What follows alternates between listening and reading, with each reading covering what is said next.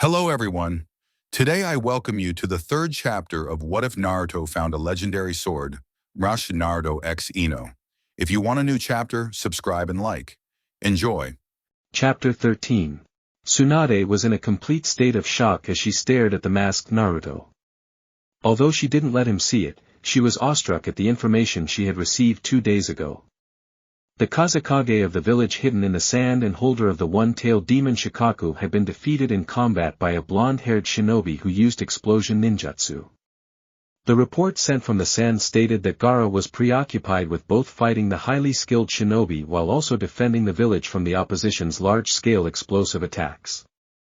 The report also mentioned that the user wore a black cloak with red clouds, allowing Tsunade to conclude exactly who conducted this assault. There was no question that the Akatsuki was responsible for the attack. She was almost completely sure that the missing nin responsible for the attack was the infamous Deidara of IWA who had been reported missing from the Stone Village. This added another powerful shinobi to the ranks of known Akatsuki members that already included Itachi Uchiha and Kisame Hoshigaki. Tsunade also knew that the Akatsuki generally traveled in pairs but still was out of the loop regarding who Deidara's partner was.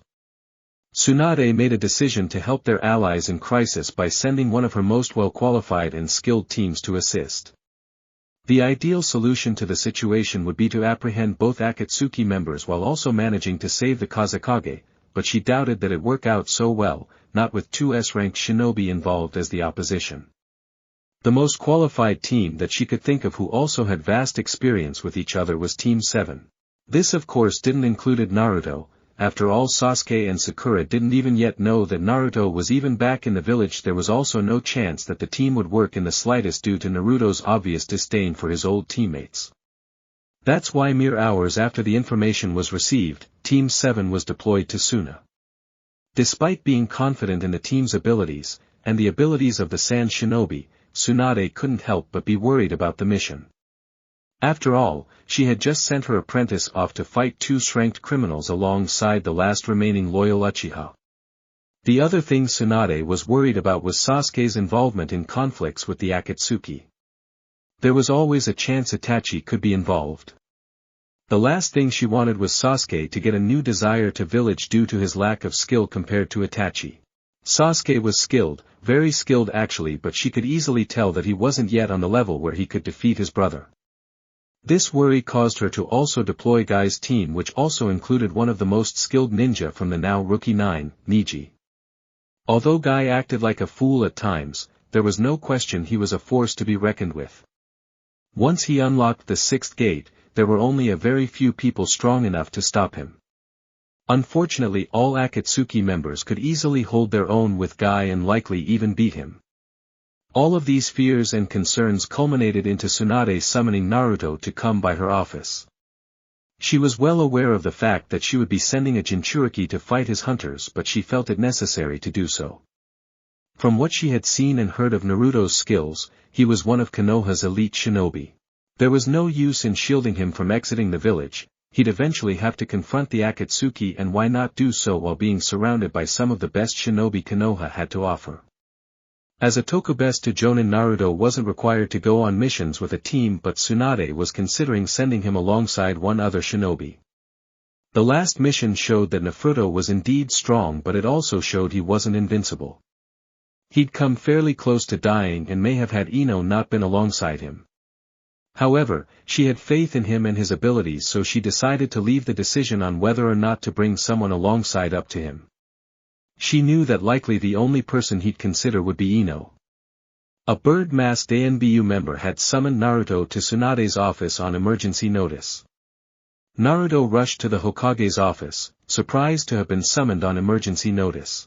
He was extremely curious to see what it was about. He opted to go through the window. It was just so much easier than having to actually go through the building. Naruto leapt off the roof and onto the window ledge.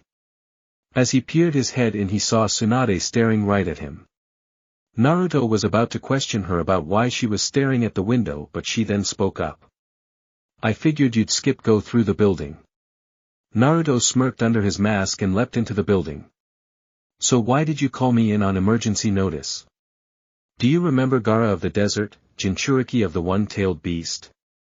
Naruto's facial expression grimaced at the mention of the red-haired boy. It was pretty hard not to remember the red head that carried the giant gourd of sand. His obsession with killing still stuck in his mind, as well as their fight during the Chunin exams. Most people would remember a fight involving someone transforming into the one-tailed demon raccoon. That thing was ridiculously powerful, as was the Gaara himself. Gaara had reminded him of himself when they had fought. He remembered telling Gaara that the two weren't too different at all, both sharing the burden of being a Jinchuriki. The only difference was Naruto had found friends who he fought to protect and who he had faith in, whereas Gaara had none. Naruto supposed the two were very similar now, as Naruto was down to maybe two people he cared about, that being Jiraiya and Tsunade. He supposed he cared for INO a little, but they had only had a few conversations and experiences together. He definitely wouldn't classify themselves as friends. Yeah, I remember him, pretty hard to forget the guy. What does this have to do with him? Tsunade quickly remembered that Naruto had no knowledge of the international affairs that had occurred during his absence. Well, while you were gone, Gaara was named Kazekage of Suna. With his ascension to the role, we were able to forge an alliance with his village. Our alliance had been going very strong, but Suna has just entered into a crisis. Gaara was defeated in battle while defending his village from the Akatsuki. We've identified the member as Deidara, a missing Ninfro Iwa who utilizes explosive clay. I believe I don't have to inform you of who the Akatsuki are and their abilities. Naruto was cringing under his mask but nodded his head in agreement.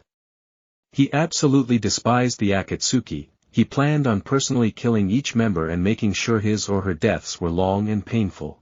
Jinchuriki were already burdened with having the tailed beasts inside of them, but now they had to deal with people hunting them down. He was also surprised that Gaara had become a Kage. Last he remembered, Gaara was obsessed with killing almost everyone. All the people in Suna must be psycho if they made that lunatic their leader. Despite his confusion on Gaara becoming Kazekage, he was angry that the boy had been captured. He was very similar to the red-haired Jinchuriki after all. So what exactly would you like me to do? I've already sent Team 7, which I believe you're familiar with, and Team 9, Guy's team to assist in the retrieval of the Kazekage, but I'm nervous that this may not be enough. I would like to send you to assist these two teams in dealing with the Akatsuki. Besides Deidara, there is one other member, but his identity is unknown. I have no plans to have you interact with anyone from Suna. I'm sending you solely for your combat abilities. I'm also giving you the option of taking a medical ninja with you.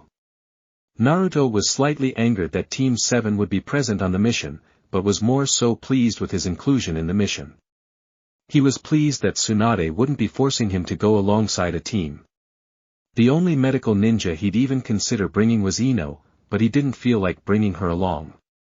It would only hold him back, plus the opposition was way out of her league. The Akatsuki barely compared to the Kyumo shinobi they had fought. I'll pass on bringing a medic alongside me. Sakura will be there, who I hear has become pretty skilled, so if I do end up needing attention I suppose she can help. The only person I'd consider bringing would be INO, and this is way too dangerous for her. Tsunade nodded her head, accepting his statement. Very well, you leave immediately. We believe that the Akatsuki members have moved just to the border of Suna, so the journey shouldn't be too far. Also, the other two teams don't know you'll be arriving, so make sure you inform them of your arrival. Also Naruto. I know you don't want to work alongside Team 7, but if you have to, at least try and act civil. Naruto smirked slightly at her statement. Won't make any promises, Hokage-sama, said Naruto before leaping out the window. Tsunade groaned at his response but expected no less. She doubted that Naruto would ever be able to function well alongside Team 7 again. She was nervous about Naruto though. If the Akatsuki were presented with an opportunity to capture him, they wouldn't hesitate to do so. Naruto hurried to his apartment and grabbed all materials he might need. He always had nobari on him, but he took an extra amount of senbon with him. He also grabbed a storage scroll containing supplies needed for a week-long mission. He had no clue how long the mission would last, but figured it wouldn't take longer than a week.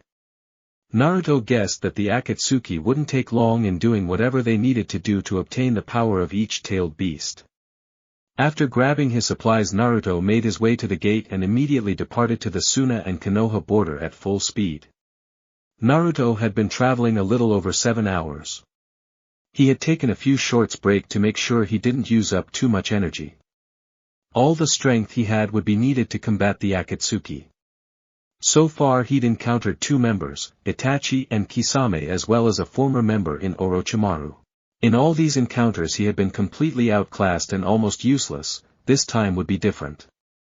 Naruto stopped his tree jumping and proceeded to climb up to the top of the one he was currently on. He perched himself at the top of the tree and scanned the surrounding area. As he looked over the forest, he noticed a large amount of smoke emerging not too far away. He was nearby where Team 7 should have been around the time. As he peered at the area, he heard a large explosion go off as even more smoke began emerging from the area. Naruto darted to the area, which was only around 2 miles away. At sprinting speed, Naruto neared the vicinity in a few minutes. He perched himself on top of a tree branch that allowed him to see the battle from a considerable distance. As he looked on, he saw Kakashi and Sasuke facing Itachi. Sasuke's hatred for the Akatsuki member was clearly visible due to his cringing and shaking. Kakashi was clearly struggling to prevent his student from making an irrational decision. "I see you've improved, Sasuke, but you're still not strong enough to defeat me." "Shut up, you bastard. I'm going to finish you right here right now," screamed Sasuke, obviously angered by Itachi's statement. "Sasuke, you need to calm down. We both know how powerful he is, but we can defeat him if we work together." Sasuke nodded his head in agreement with Kakashi's statement. Team 7 had completed countless missions together and their teamwork would be put to the test during the battle. "First we'll try and negate his genjutsu abilities," whispered Kakashi as he went through the hand signs for the hidden mist jutsu that were familiar to almost everyone in the vicinity. Kakashi had copied Zabuza's mist technique when they fought, a battle which both Sasuke and Sakura were a part of. Naruto smirked at how convenient this was. He doubted Itachi knew he was in the area, which provided him with a perfect opportunity to attack once the mist fully converged on the field. Naruto looked on as Kakashi's mist began to cover the field and commenced his attack on the Uchiha clan assailant. "Sasuke, I'll attack first as a distraction, then you need to come in behind me and try and finish him off, alright?" "Fine, but I'm going to try and kill him and there's nothing you can say that will stop me." Kakashi groaned at his student's stubbornness. If they managed to capture Itachi, they could gain very valuable information on the Akatsuki. Granted, this was much easier said than done. Kakashi began by throwing 2 kunai at the older Uchiha, only to hear a clanging of metal signifying the deflection of the weapons. The copy ninja followed up by creating a shadow clone that he sent beneath the ground. Kakashi proceeded to activate his Chidori before rushing at the Akatsuki member. "You do realize that your lighting blade defeats the purpose of the mist, Kakashi, correct?" questioned a calm Itachi as he faced the direction of the incoming Kakashi, listening to the direction of the chirping lightning. The clone of Kakashi lunged at the motionless Uchiha, only to have its forearm caught by the cloaked man. Itachi pulled out a kunai with his free hand and impaled what he thought was Kakashi, only to hear a poof of smoke. He then suddenly felt a surge of force from beneath him. Itachi attempted to leap from his position only to have 2 hands grasp both his legs. Itachi looked up to see Sasuke pointing one hand at him with a mad grin on his face. "I've waited a long time for this, brother." Sasuke channeled lightning chakra into his hand before dispersing it in a straight spear-like line at Itachi. Chidori sharp spear. Itachi quickly realized this jutsu would be fatal and pumped as much chakra into his legs before releasing it. A large amount of chakra would be required to be released from Kakashi's chakra-reinforced grip. Kakashi attempted to hold on, but the amount of chakra Itachi pumped into his legs was too much as he darted into the air. Itachi quickly flew through hand signs for a fireball just to aim at his younger brother. Sasuke was preparing to swing his Chidori spear upwards but was forced to leap away from the incoming fireball. Itachi was beginning his descension, attention almost completely focused on where Kakashi might have gone after losing his grip. Itachi believed he only really had to worry about two people, Sasuke and Kakashi. The pink-haired girl as well as the Tsunade elder weren't much of a threat from what it looked like. The pink-haired girl was clearly a medical ninja, but she had been studying under Tsunade, so Itachi assumed she could pack a punch. Itachi also knew better than to underestimate the Tsunade elder, but she didn't appear eager to enter into the fight. His focus on Kakashi was halted abruptly as he was forced to lean back to avoid what appeared to be an oversized senbon. As the needle-like weapon passed overhead, Itachi was able to see it be pulled somehow back to wherever it was thrown. The blade was relatively hard to see within the mist. Itachi landed on the ground, only to be confronted by Kakashi, who proceeded to enter a taijutsu sprawl with him. Kakashi led with a punch to the face, which Itachi easily sidestepped. The copy nin followed up with a kick aimed at Itachi's torso, which Itachi caught. Sasuke then appeared besides Kakashi, Chidori in hand, lunging at his older brother. This forced Itachi to drop Kakashi's leg and duck under his younger brother's lunge. Itachi darted away from the two Konoha nin, creating a shadow clone along the way. Sasuke and Kakashi chased after him until unknowingly coming face to face with Itachi's clone. Itachi stood in place, concealed within the mist, trying to figure out who had launched an attack at him while he descended from the air. It couldn't have been Kakashi, and he doubted it was Sasuke since Sasuke had charged with a Chidori from the opposite direction from which the weapon had come from. Right now Kakashi and Sasuke were occupied with a clone, which had an explosive tag attached to it. If it got in trouble it would simply detonate itself.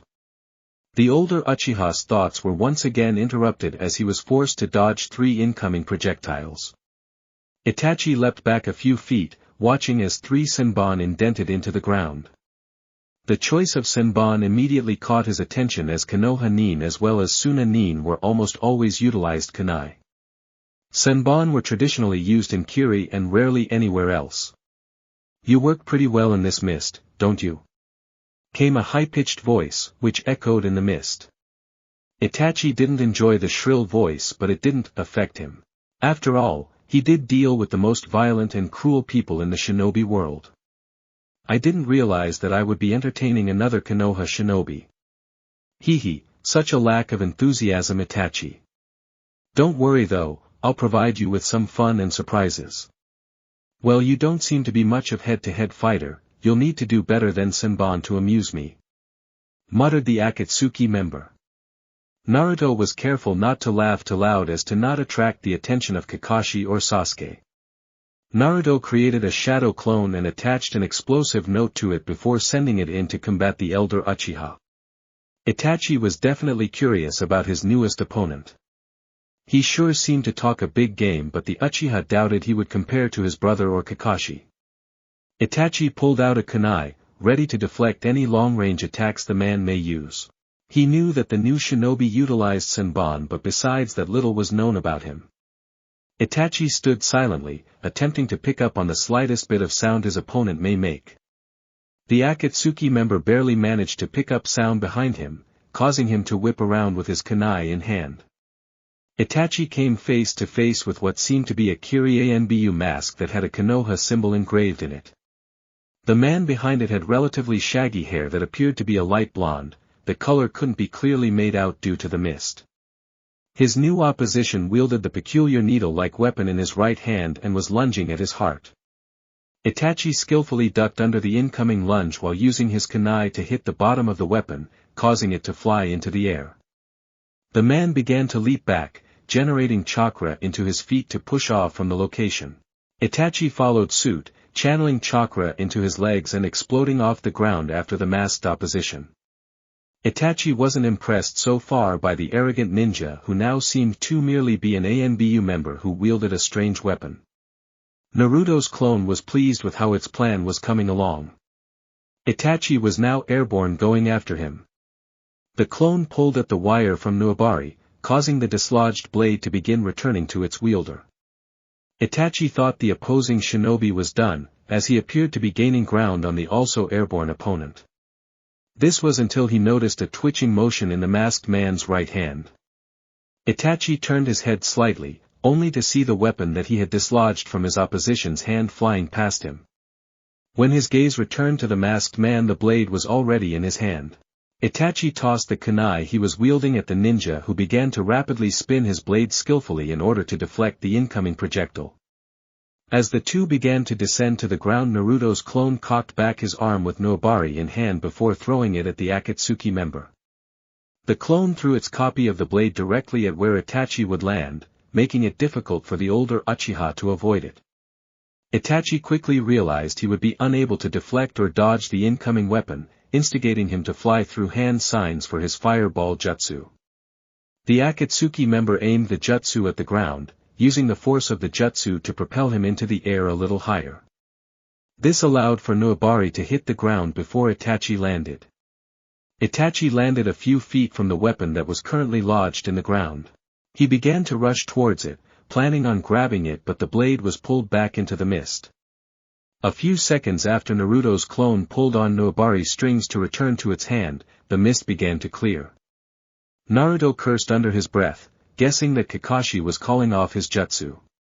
Naruto didn't want to be revealed to Team 7 if necessary, so he rushed his next plan of action.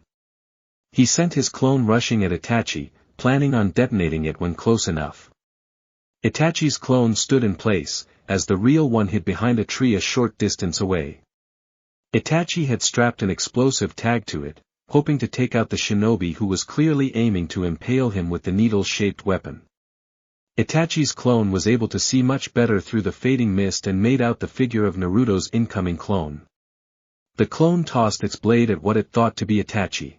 The Akatsuki member's clone allowed the blade to pass through him but moved slightly to make the wound appear to not be fatal. Right as the blade passed through its body, the man in front of Itachi's clone vanished, only to suddenly appear behind him grasping the needle that had passed through his shoulder.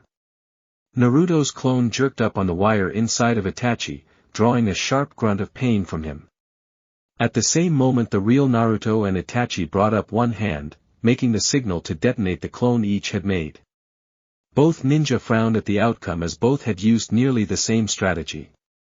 The explosion rocked the battlefield, causing smoke to rise just as Kakashi's mist finished clearing. Both were also hiding in the trees away from the open field. "Kakashi, why'd you disperse the mist?" asked Sasuke, who was panting slightly. Kakashi had managed to take out Itachi's shadow clone with a kunai from behind while it was distracted chasing Sasuke. They stood in the clearing waiting for Itachi to resume his attack. To their surprise, the enemy on both their minds emerged from the woods without an attack in motion. "You didn't tell me you had ANBU here with you, Kakashi. You seem to have me greatly outnumbered." Kakashi was immediately confused by this statement, as was Sasuke. Itachi picked up on the feeling of confusion, which was clearly visible on the Jonin and his younger brother's face. "What exactly are you talking about, Itachi? So you two don't know the ANBU who attacked me?" He was quite the talkative one. "I suppose they've allowed more talking in the ranks since my time." Kakashi began to process the information he received. There was obviously someone else who was assisting in their fight with Itachi. That would explain the explosion that had gone off while they were dealing with Itachi's clone. As he was thinking this, mist began to reappear on the battlefield. "Kakashi, did you activate this again?" questioned Sasuke, gaining a disapproving nod from his sensei. Kakashi had a pretty good idea who was casting this jutsu. There was only one other person from the Leaf who now casted that jutsu, and that was the newly returned Naruto Uzumaki. Why he was here was still a great mystery to him. Itachi examined the mist that was now covering the battlefield. It was much denser and chakra-filled, making it slightly more difficult to utilize the Sharingan. However, his eyes were advanced enough to where the mist still didn't affect his ability to see chakra with eyes. What the mist did hurt was ability to pick up on slight muscle movements in order to determine his opponent's attack. The ANBU masked man somehow seemed exceptional at fighting in the mist, making almost no sound at all when moving or striking. It was as if he was using silent killing. However, that technique was almost strictly used in Kiri as well. Itachi would have thought his opponent was from Kiri had he not seen the Konoha symbol engraved in his mask, since the man's fighting style seeming to be mod-led around Kiri habits. Itachi knew he was at a disadvantage fighting all three of these opponents, since he could only use 40% of his chakra due to Pain's shape-shifting technique. Out of that 40% he had started with, he now was around 15%. Itachi was standing quietly listening to any sound he could pick up until he heard a multitude of poofs signifying clones were being made. He knew he only needed to stall a little longer for the extraction of the Shikaku to be completed. Naruto created around 25 clones, all armed with Nuabari and all attached with explosive tags. Naruto was going to launch an all-out close combat offensive against the Akatsuki member, himself included. Naruto knew where Itachi had been standing before the mist descended and was hoping he had remained in the same position. Itachi was actually quite skilled at maneuvering in the mist, making little noise when moving. Naruto and all his clones took out 10 senbon each before firing them at the position they believed Itachi to be at from their elevated tree location. Skidding was heard from dodging the incoming senbon, signifying that Itachi was in the same position as before. Itachi drew a kunai after managing to dodge the hundreds of senbon that had descended from the mist. He assumed that it was a strategy to locate him, so he expected an attack soon. His assumption came true as he spun around just in time to catch an incoming needle. Itachi was planning on pulling at the blade to see if there would be resistance, but before he could do that another long needle was coursing towards him from his right. Itachi ducked, letting the blade pass overhead, only to see a figure catch the blade a few feet away. Itachi released the Nuabari he had in hand and took a defensive stance facing the masked figure. After all, he only had to stall for time for his mission to be a success. If the Shikaku were sealed, his mission would be a success. Naruto caught his actual Nuabari a few feet away from Itachi. Naruto spun around before throwing the blade at Itachi, who deflected it with a thrown kunai. The blonde pulled back on the wire back into his hand sharply before once again throwing at the Uchiha, who ducked underneath it. Naruto fired off multiple throws at the Uchiha, who managed to dodge each one, granted with a bit of difficulty. With each throw Itachi was forced to duck or dodge with a backward step, drawing him closer to Naruto's waiting clones. Itachi was struggling to deal with the rapid speed at which the large needle was being thrown at him. He was unable to pull out a weapon, cast hand signs, or get out of range of the weapon. Whoever was wielding the weapon would fire the weapon at great speed, and after it was dodged would quickly pull it back into the mist and out of sight, only to repeat the process a second later. The mist made it impossible for Itachi to see where the weapon was coming from until it was a couple feet away. He was definitely on the defensive and was confused when the man's attack halted. This confusion was short-lived as 5 different copies of the weapons flew at him from all different directions. The Akatsuki member ducked underneath the 5 blades as they all bisected each other overhead. Itachi was forced to army roll forward as 2 more copies of the blade came down at him from directly above. He quickly realized that there were a multitude of clones that were throwing these weapons, and his movements were so rushed due to their necessity that he couldn't worry about the sound he was making, revealing his location to his enemy in the process. He wished he had more chakra to work with for this fight, but at this point he could probably only use one more jutsu. His Sharingan was also draining chakra, but that was the only thing keeping him in the fight at this point. 2 clones rushed at Itachi from his left and right, each lunging at him with Nuabari. Itachi leapt over their strikes, pulling out 2 kunai and throwing them at the figures, causing them to disperse. As he began descending to the ground, he heard a jutsu being called out. Earth Spider Sewing. As Itachi landed, he glanced down to see wires in square patterns hastily beginning to overlap. He pulled out a kunai in each hand and was able to lean down and stop the wires from overlapping by intercepting them. The only issue with this was that it left him completely stationary. If he released his hold on either kunai, his calf would be sliced in half. Naruto grinned maniacally under his mask. He finally had him. Naruto leapt onto the wire, which was being pulled on by his clones. From behind Itachi, the wielder of Nuabari threw his blade through the Akatsuki member's right thigh, drawing a loud grunt of pain. Naruto swiftly landed on the wire on other side of Itachi, catching the blade that had passed through his opponent's leg. He left a 10-foot distance in order to generate a good amount of speed behind his blade for passing through flesh. He then tossed Nuabari through Itachi's left thigh, drawing another painful grunt. Naruto was surprised that Ichi could still maintain his hold on the kunai despite the pain he was likely experiencing. The blonde then leapt slightly in the air before throwing his blade at the hunchbacked Itachi's left shoulder. Just as the blade finished passing through Itachi's shoulder, Naruto pushed down on the wire, causing the blade's motion to swerve into a straight line, opposed to indenting into the ground. Itachi was in arguably the worst position he'd ever been in a fight. He was hunched over with wire coursing through both his thighs and his left shoulder. He was also hunched over, attempting to prevent wire from slicing his calves in half. The jutsu would end soon at this rate. This must really suck for you, huh? Questioned Naruto with a huge grin under his mask, gaining no response from the Uchiha. So quiet. Well, we can change that. Yelled Naruto as he jerked up on the wire that coursed through Itachi's body. The sharp jerk caused the wire to be pulled upward, cutting through a great amount of flesh. The painful slicing of flesh caused Itachi to weaken the resistance his kunai were applying to the wires. The wires rapidly crossed over at a high speed, cutting Itachi's calves in half as his body collapsed to the ground as he let out a scream of pain.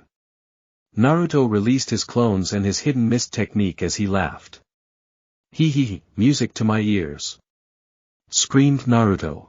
Sasuke and Kakashi both heard the familiar high-pitched laugh and immediately recognized who it came from. As the mist cleared, Sasuke and Kakashi were able to see the masked blonde swordsman who currently had his blade's wire passing through Itachi, who was laying on the ground. The two rushed over to the blonde immediately. Get away from him, you psycho. I'm the one who gets to end him, not you. You see, I would love to, Sasuke, but I'm afraid he's already on his way to death. Look at all this blood loss. Chuckled the masked Naruto. Sasuke was cringing but looked at the condition of his thought-to-be brother.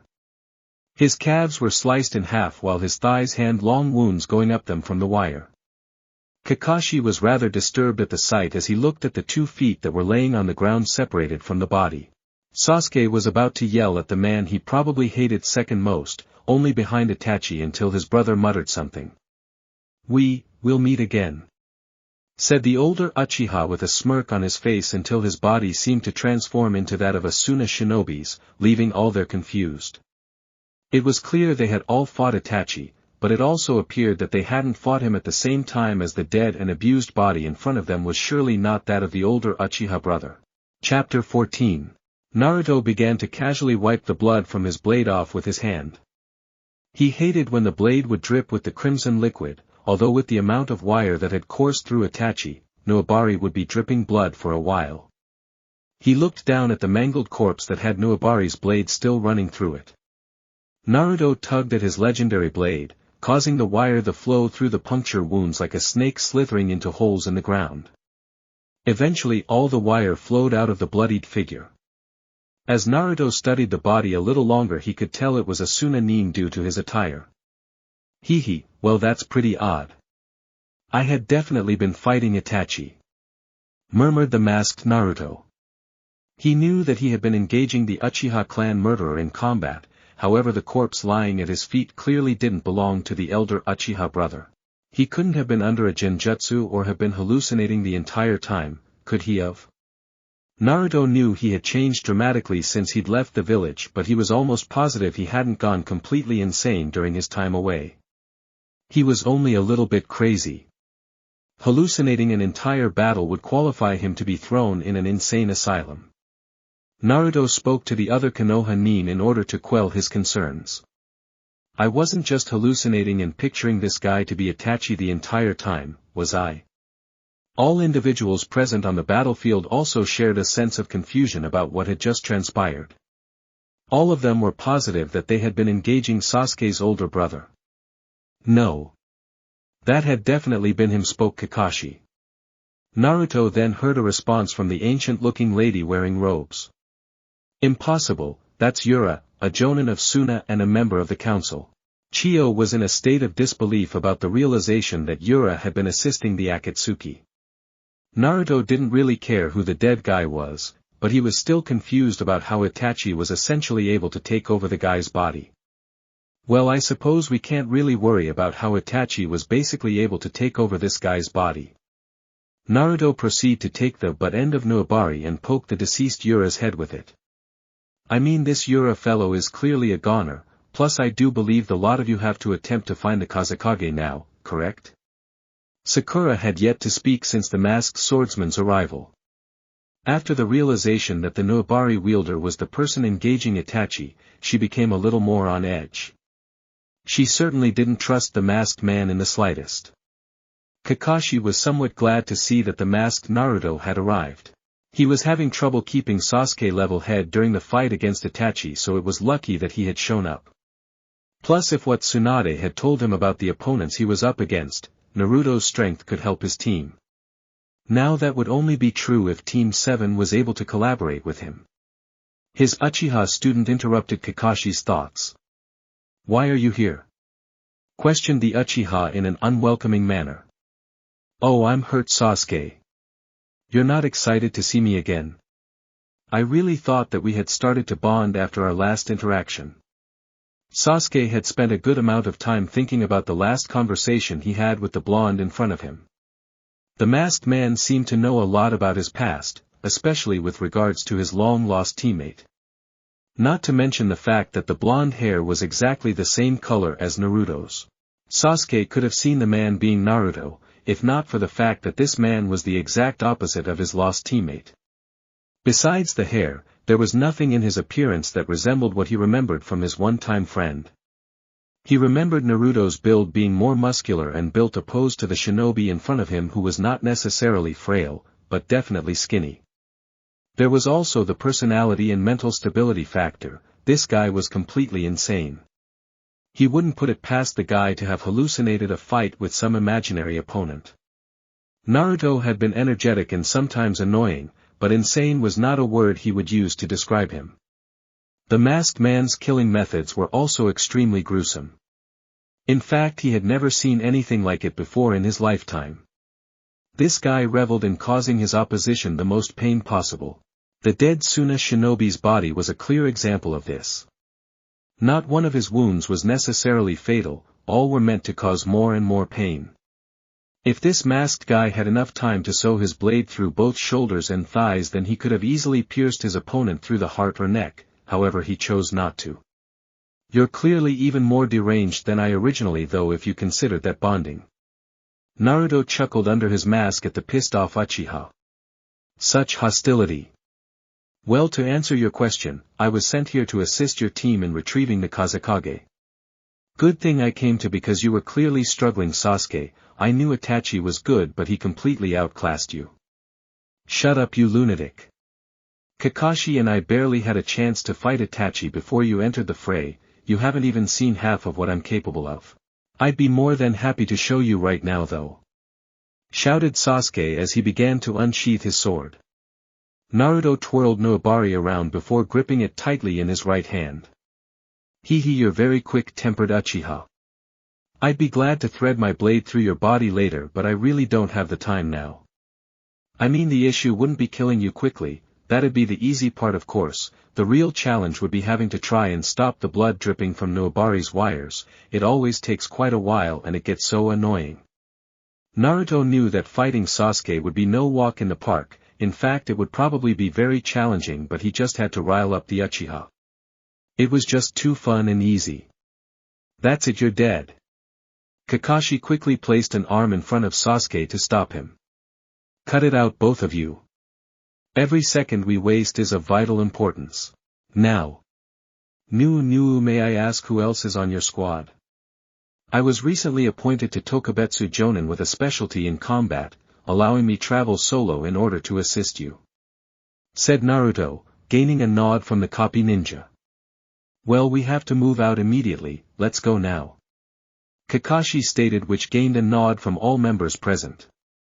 "I have no idea here, this place is so, lead the way."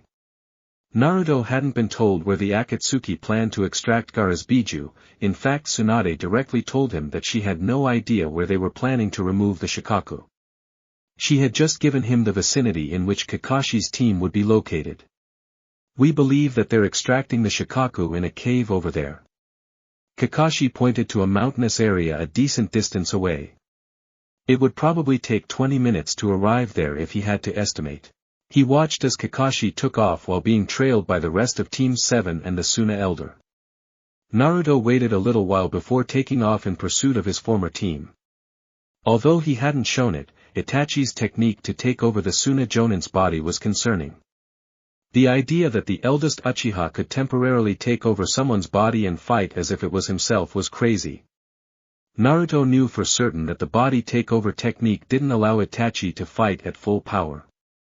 In a full-scale one-on-one battle, Naruto was positive that Itachi would beat him handily.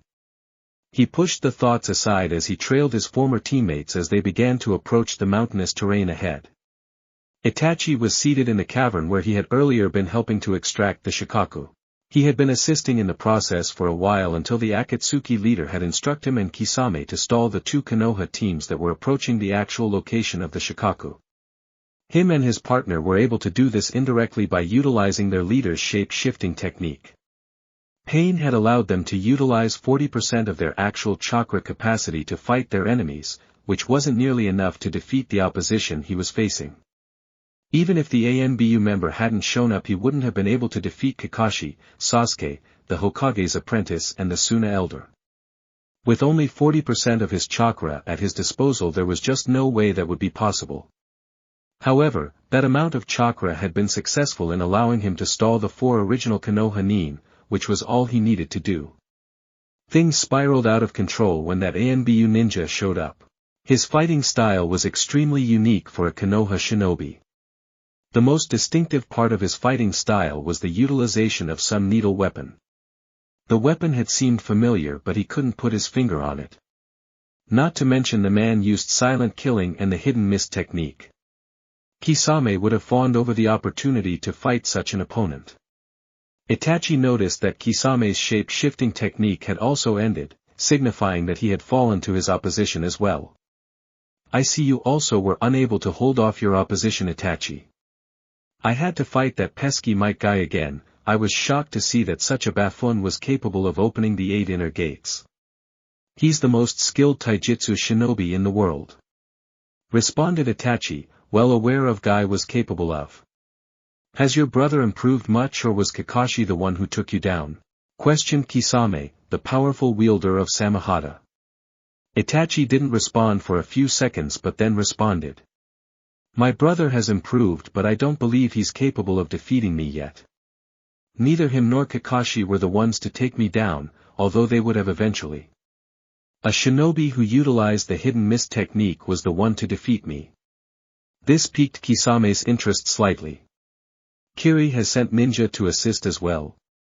Questioned the blue-skinned man, confused as to why Kiri would get involved in such a matter.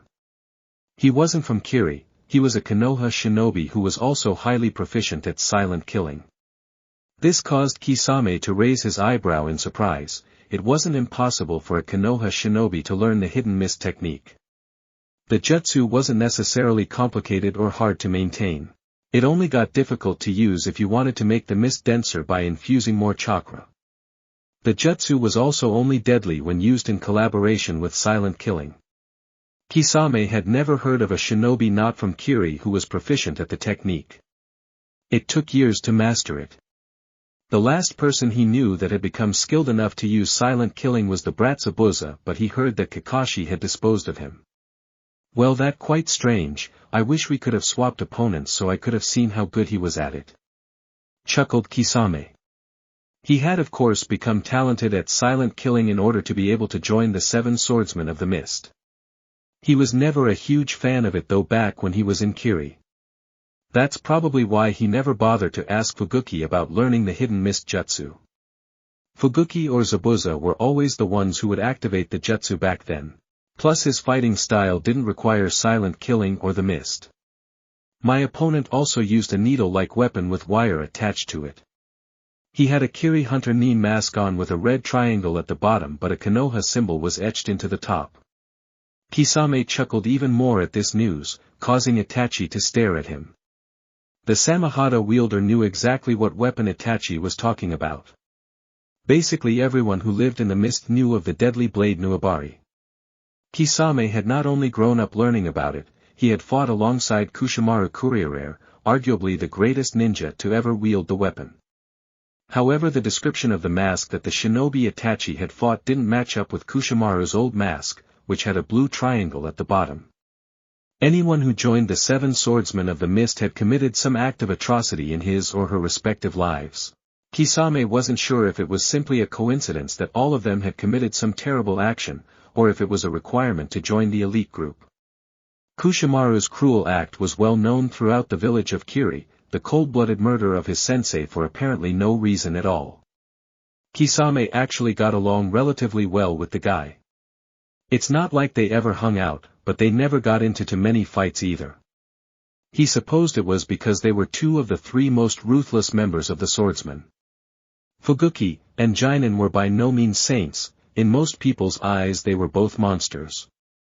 Despite this, they were probably the 2 who cared most about achieving the goals of the mission and not going out of line unless the mission allowed it. However, when the mission said they could use as much violence as needed, they wouldn't hold back in the slightest. Once Kisame killed Fuguki and took his place as a member of the 7, Jinin was left as the sole member of the unit who valued following mission guidelines. Amuri and Mangetsu were viewed as the middle ground within the group. In Kisame's opinion, these 2 were the most skilled in the group beside himself. Mangetsu could wield every blade that the 7 swordsmen utilized but preferred the Hiramakiri. He was extremely skilled at water ninjutsu and also had the abilities of the Hozuki clan. Amuri was a powerhouse with lightning ninjutsu and utilized the Kiba blades to only amplify these abilities. The 2 seemed to differ every mission on whether they'd prefer to follow mission guidelines or rampage and kill everyone that opposed them. It really depended on the mission with these 2. Zabuza was always a pest in Kisame's eyes. When he joined, he had been the rookie of the unit.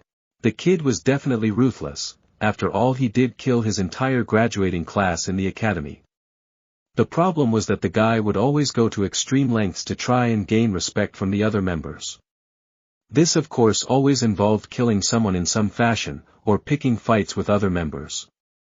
After a while he stopped trying to impress the rest of the unit, but killing was always expected from him on missions, but the guy didn't seek out violence.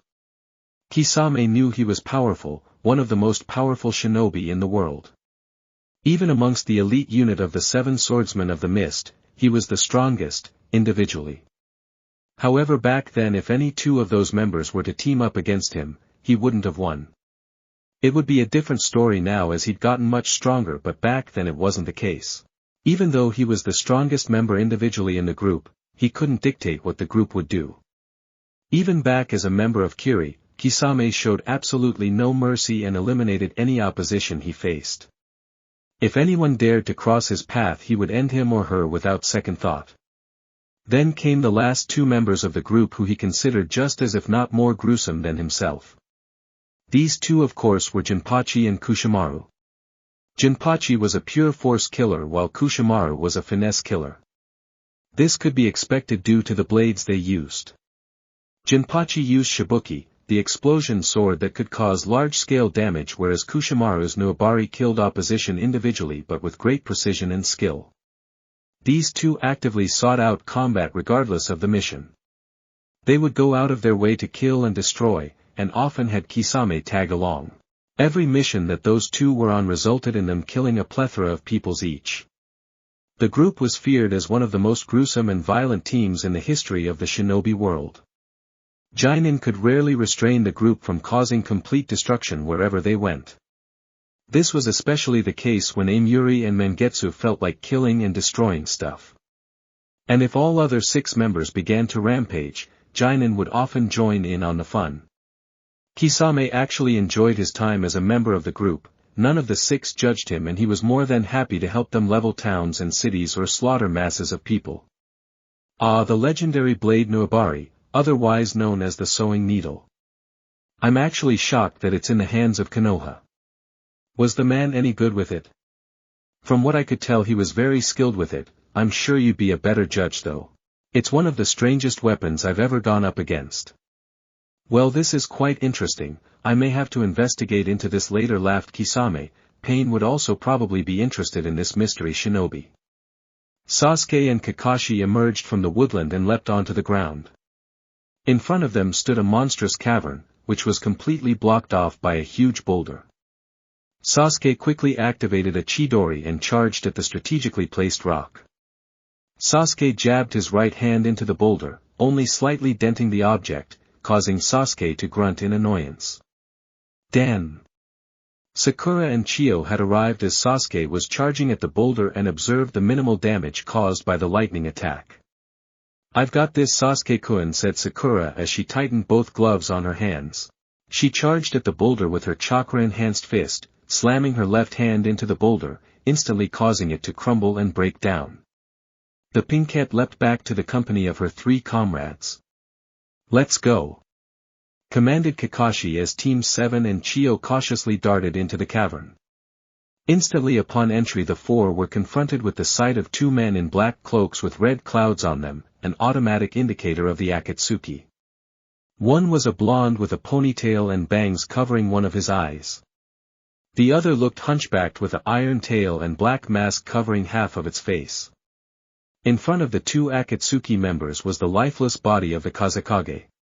Chiyo's eyes narrowed at the hunchbacked Akatsuki member. It seemed as though she would have to fight her grandson after all these years. "I see you still enjoy hiding within Hirako, Sasori," said Chiyo, gaining a chuckle from the masked puppet. "This old lady seems to know some of your secrets, Sasori, yeah. Well, it's been a while. Grandmother, I'm so excited that I'll be able to fight you." Chiyo glared at Hirako until Deidara spoke up. "You Konoha nin are too late, we've already extracted the Shikaku. I suppose I can still show you my art though." Kakashi cursed under his breath, they were too late. He knew that once a Biju was extracted from a Jinchuriki, the host would in all likelihood die, and that seemed to be the case with Gaara. He figured they should at least try and retrieve the body and see if they could pull off some miracle to save him. Kakashi was already aware that Sasori was Chiyo's grandchild. He figured that Chiyo would attempt to fight Sasori while Sakura stood by to help her possibly deal with any poisons that Chiyo may encounter. Sasuke and himself could take on the Deidara of the explosion style. He had no idea where Naruto had gone, but they would definitely need him soon. "Sakura, you will assist Lady Chiyo with Sasori. Sasuke and I will go after the other one." Deidara had been staring at the black-haired boy, thinking that he looked a lot like Itachi. He knew that the Uchiha member within the Akatsuki had a younger brother, but was this him? His answer came when the black-haired boy's eyes began to turn red and 3 Tomei appeared within them. "You're Itachi's brother, yeah?" said Deidara in an angry tone. "Don't mention his name in front of me," screamed the younger Uchiha, irritated by even the mentioning of his brother. Sasuke was already pissed off that this new guy had taken out Itachi today and thus removed his opportunity to compare his skills to his older brother. He didn't want to hear any more about Itachi today. "I hate that guy just as much as you do.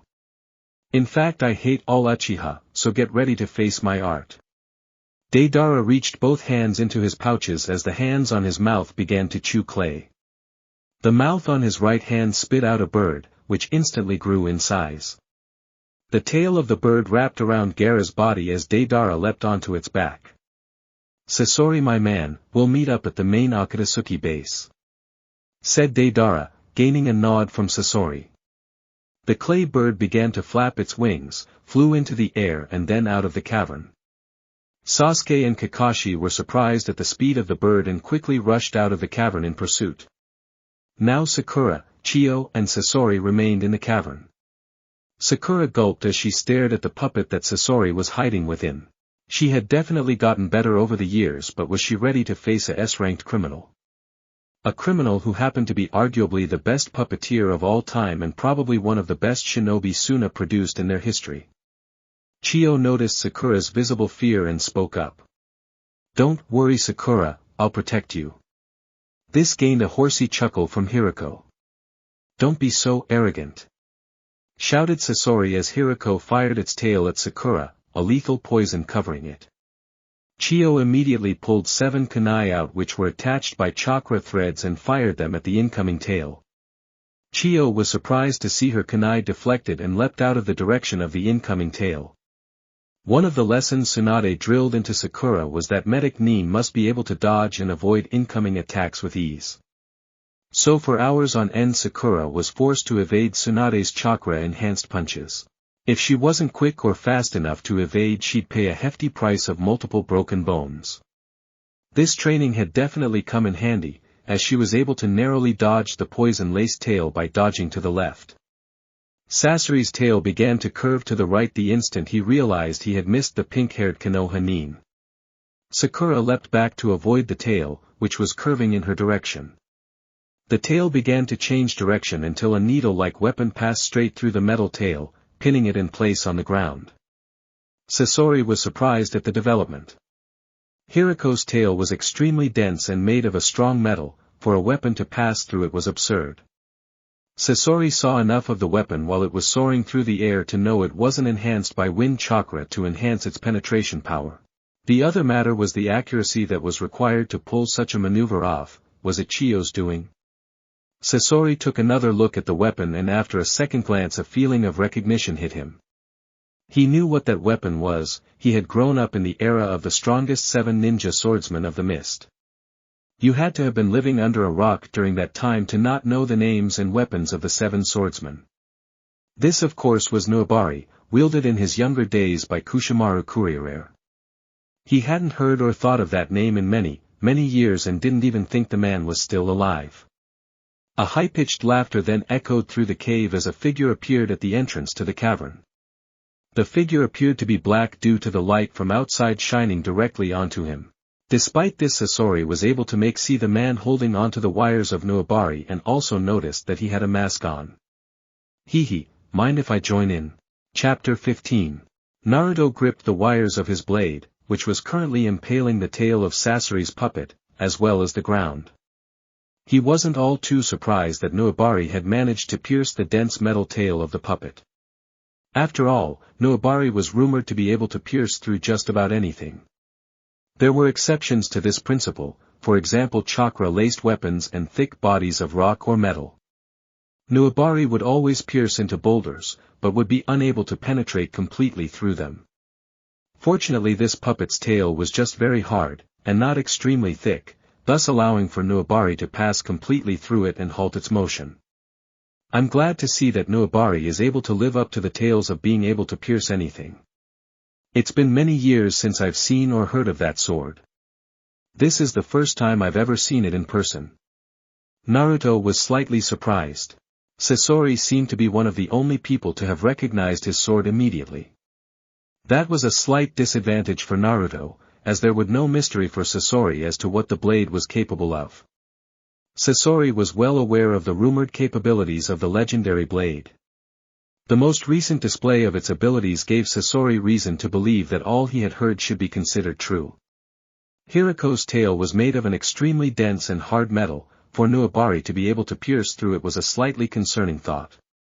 Fortunately, the back of Hiriko was made of a significantly harder substance. However, Sasori still wasn't completely confident in its ability to defend against the sword. The addition of this shinobi would likely complicate the situation. Sasori was still extremely confident that he would be able to come out victorious from the fight. However, going up against his grandmother, as well as an apparently skilled wielder of the blade Nuabari, was no easy task. He'd likely be forced to use the third Kazekage in this altercation. Well, I'm more than happy to show you just how deadly it can be in combat, said Naruto, still tightly grasping the wires of Nuabari while being on high alert for a sudden attack from the most infamous criminal in Tsunade history. A low chuckle was heard coming from the puppet in front of him, one that was slightly intimidating even to Naruto. All of you are way too confident for your own good. I shall show you the true meaning of deadly. I prefer to end this as quickly as possible, and you shouldn't all be too difficult to deal with. Sakura gulped at the sentence Sasori just said. The monotone way in which the sentence was uttered made the threat seem even more intimidating, as if the complete extermination of his enemies was expected. She had been in the presence of terrifying shinobi before, for example the demon of the mist Zabuza. The killer intent she felt from that man was numbing. She had also been unfortunate enough to come face to face with Orochimaru of the Sannin. The killer extent that seemed to be pouring out Sasori was similar to that of Orochimaru. It was so strong and terrifying that it resulted in a near paralysis. She had no idea how powerful Chiyo was, but she figured that she had to be relatively powerful if she was Sasori's grandmother. Even while fighting alongside Chiyo, she figured her chances of victory against the Akatsuki member were very slim. Having the Nuabari wielder fighting on their side gave them a much better chance. Chiyo abruptly ended the standoff by raising her hands and attaching a chakra thread to the kunai she had previously fired at Hiroko's tail. The thread went through the ends of all 7 kunai and were quickly shot at Hiroko. Naruto saw the attack by Chiyo and frowned, figuring that Sasori would attempt to pull his tail back to block the assault. Naruto assumed that the blade was lodged far enough into the ground to prevent it from moving, however Sasori had maneuvered the tail straight up, effectively sliding it off the blade and onto Nuabari's wire. Sasori knew that the kunai assault coming from Chiyo wouldn't penetrate Hiroko due to the sturdiness of the puppet's exterior. He instead decided to focus on the blade that had halted his tail's motion. He knew that Nuabari was currently preventing any forward or backward motion, however the butt end of the blade was in the wielder's hand, thus allowing vertical motion. Sasori yanked up on Hiroko's tail, causing the blade to now be in contact with Nuabari's wires as opposed to the blade itself. Naruto cursed under his breath, this could be very problematic. Nuabari was lodged in the ground and the metal tail of Sasori's could potentially prevent him from pulling the blade back into his hand. Chiyo's kunai hit Sasori, those that made contact to the puppet's body ricocheted to the ground. However, the outside kunai skimmed Hiroko's cloak, effectively cutting parts of it off and revealing the puppet's back. Both Sakura and Naruto didn't know that the figure they were fighting was actually just a puppet and were immediately surprised by what they thought to be Sasori's form. His back was covered in what seemed to be a giant orange face where a tail emerged. Sasori proceeded to yank Hiroko's tail to the right in an attempt to throw the masked swordsman against the stone wall and disarm him. Naruto felt Nuabari's wires being pulled to his left by the metal tail, but Naruto simply let loose some of the abundance of the blade's wire, rendering the potentially devastating action useless. Despite the ineffectiveness of Sasori's movement, Naruto was becoming very concerned with not having his blade in his hand. Sasori also desired to have full mobility over his tail again, so when the masked swordsman yanked up on Nuabari's wires in an attempt to return his blade to his hand, Sasori moved his tail downward. Nuabari was pulled out of the ground, its smooth exterior gliding simply out of the ground. The tail's downward motion allowed for the blade to easily pass through the hole it had made earlier and whip back into Naruto's hand. Hiroko's tail shot back into close proximity of the rest of the puppet instead to being fully extended. "You're quite the ugly bastard, aren't you?" said Naruto, not gaining a response from his opponent whose tail was swerving menacingly behind his body. Chiyo spoke up to clarify the situation to her 2 allies. "That is not Sasori's true form, that is one of his favorite puppets. It's called Hiroko, who was once a very skilled shinobi until Sasori killed him and turned him into a human puppet. I've seen it before and knew a lot of its abilities, however he seems to have made quite a few additions to it." "Human puppet?" questioned Sakura. "Yes. It's a disgusting ability created by Sasori in which he can convert a dead corpse into a puppet by preserving interior organs and preventing body decomposition." Both Sakura and even Naruto were appalled by this concept. Sure, Naruto loved fighting and even killing, however this type of action seemed to be on a completely different level of gruesomeness than his own. "That's a pretty good assessment of the technique, grandmother, a few details missing, but that's the general idea. I'm looking forward to adding all 3 of you to my collection." Hiroko's mouth cracked open and all was menacingly still until hundreds of senbon began to fire out of its mouth. Sakura and Chiyo were standing about 15 feet in front of Naruto and about 8 feet to the right. He was still standing at the entrance of the cave when Hiroko's senbon assault began. Naruto immediately planted Nuabari into the ground in order to weave hand signs. Water style. Water wall. Water shot out of Naruto's mouth, creating a wall that essentially sealed the entire cavern shut. Senbon shot against the wall and made small indents into the water before being halted by the pressure and then spilling out onto the cavern floor. Naruto continued to maintain the wall for as long as he heard the machine gun sounding shooting of senbon. This ended up being for around 30 seconds as the seemingly endless supply of senbon were fired futilely against the water wall. For most people, maintaining this jutsu for that long a time would be extremely draining on chakra reserves. However, thanks to Naruto's tenet, the amount of chakra wasted on the technique was small. Sakura and Chio had a much more difficult time evading the poison-laced needles. Sakura focused intently on the trajectory of each needle approaching her vicinity. She would make sure to thank Tsunade for those evasion lessons. Boy, did she need them right now. Without that training she would certainly be dead.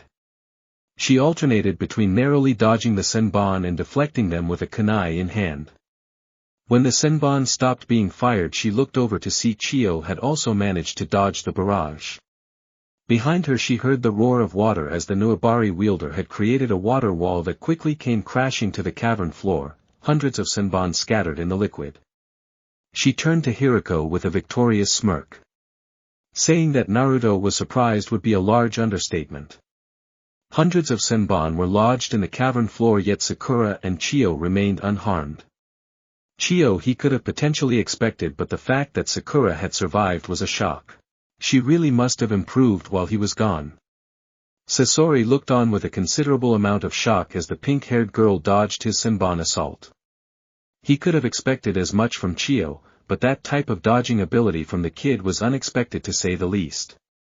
The Nuabari wielder seemed to be highly skilled in ninjutsu. If that water wall was any indication, to keep that type of jutsu up for around 30 seconds was no easy task.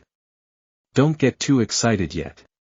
The puppet fired two cylinder-shaped containers at Chio and Sakura. The two leapt back, only for the two cylinders to explode into countless smaller cylinders that fired in all directions. These smaller capsules released 6 senbon at different times, causing a flurry of senbon to go in virtually all directions. Sakura and Chio continued to show off their impressive dodging ability as they evaded all the senbon without a scratch. Naruto took 3 quick strides back and 1 to the right, allowing him to take cover from the senbon by exiting the cavern. Sasori cursed. It's not that this was his most powerful assault. It was, in fact, this was his simplest way of disposing of enemies. The fact that it failed simply meant that more time would be wasted on these 3 than he would like to, and he hated wasting time. Our turn. Naruto stepped back into the entrance of the cavern to see Sakura darting straight at Hiriko. Is she that stupid? Questioned Naruto in his head. Sasori was thinking the exact same thing.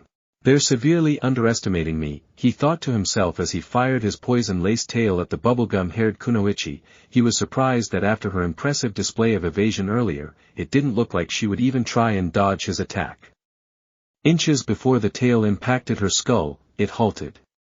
Sasori was confused for a second before he realized what had happened, that accursed grandmother of his had attached a chakra thread to his tail when she sent those kunai at him. This allowed Sakura to continue her charge at him while his tail was immobile. Sasori became skeptical of her intelligence once more when it became clear that her plan was to simply punch the puppet. He watched from inside as her fist descended onto the puppet's back, confident that his extremely sturdy back would render the punch useless. Immediately on impact, the back of Hiriko shattered. If he was a few seconds slower in jumping out of the puppet, he would have been pounded into the ground with that punch. This development shocked him. She shattered his most sturdy puppet with a single punch. The only person he knew of that could pack such a deadly punch was. Now it made sense. This was the girl that the 5th Hokage Tsunade Senju had taken under her wing. That would explain her skill for her age. Naruto's mouth dropped slightly at what he just witnessed. What power! He made a mental note to himself to be a little more careful around her from now on. One of those punches to the chest would shatter his ribcage on impact. Training under Tsunade had really transformed her into an actual kunoichi, undoubtedly one of the strongest for her age. Naruto's gaze turned to the figure that had emerged from the shattered puppet. He assumed that this was the actual Sasori and not another puppet. The figure took a few steps forward, revealing a young man with red hair. Naruto's eyes hardened at the sight. Wasn't Sasori a few decades older than him? This guy didn't look any more than a few years older than him and Sakura. He turned to Chio, who had an appearance of complete shock on her face. "WH. What is the meaning of this?" whispered Chio, which gained a chuckle from the Akatsuki member. "Isn't it nice to your grandson again?"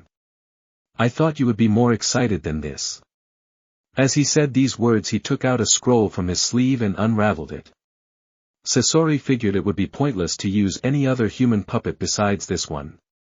If they destroyed Hiriko they would be able to destroy a majority of his others.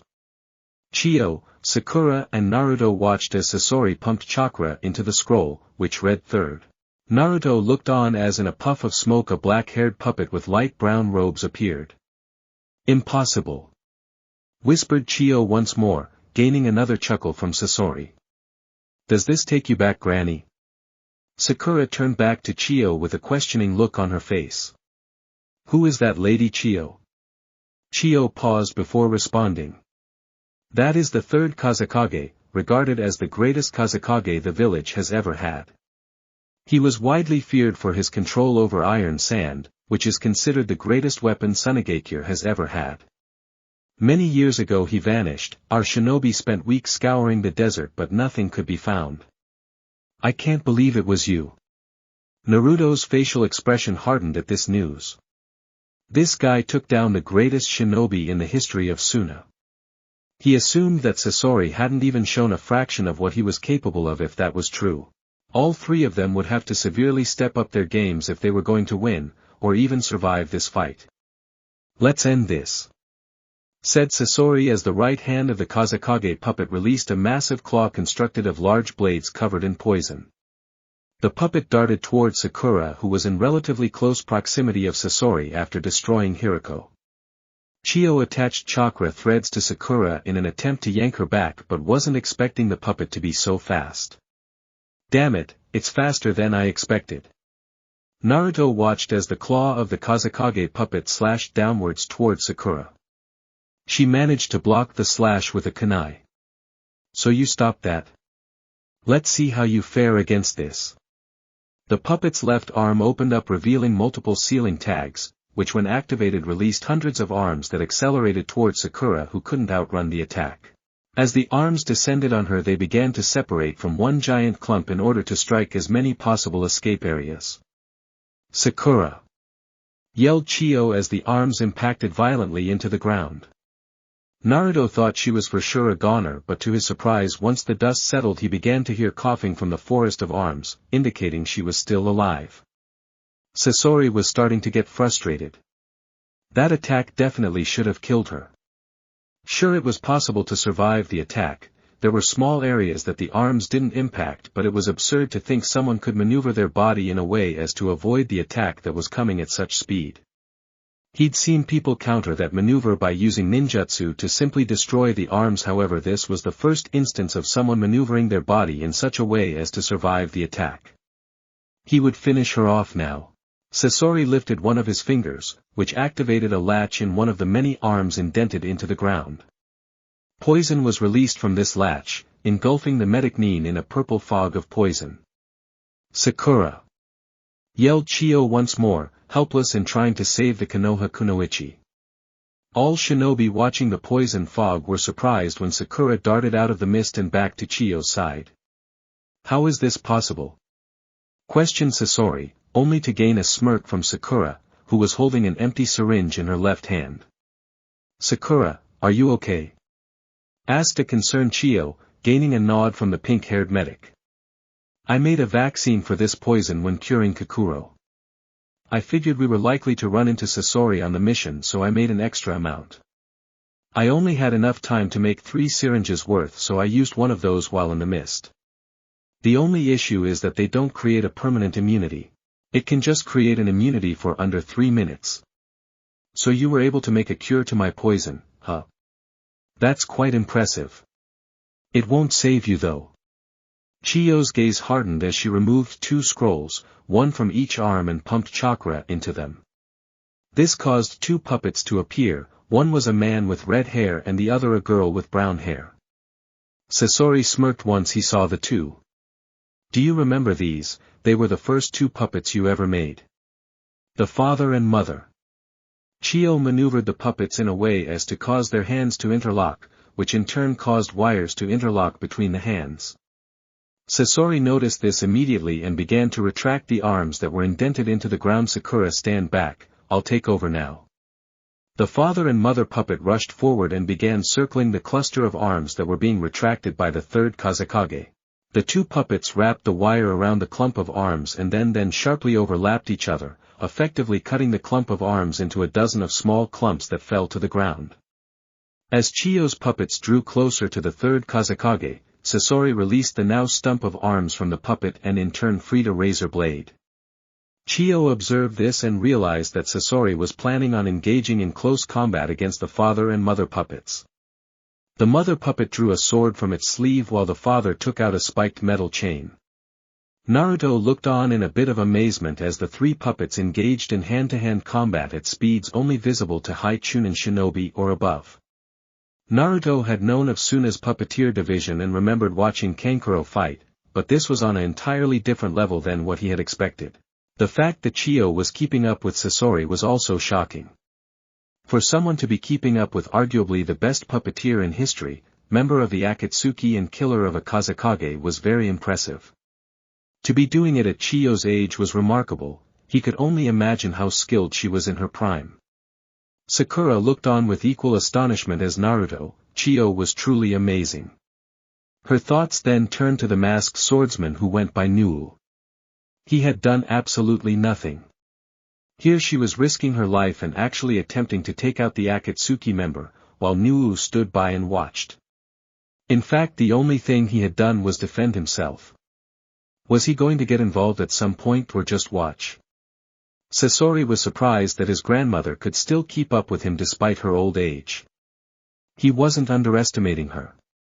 He knew how skilled she had been in her prime. In a straightforward puppeteer battle he wouldn't be surprised if she beat him.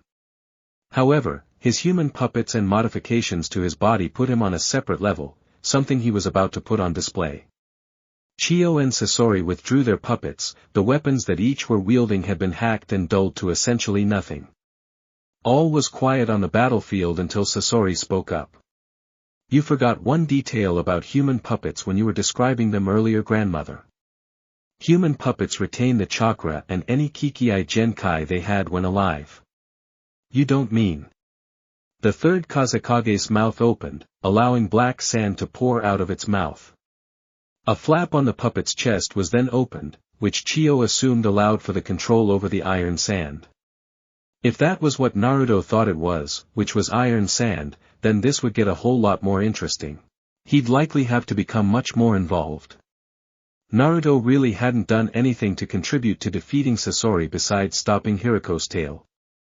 With the exception of that action, he had only protected himself and watched Sakura and Chiyo slug it out with the Akatsuki member.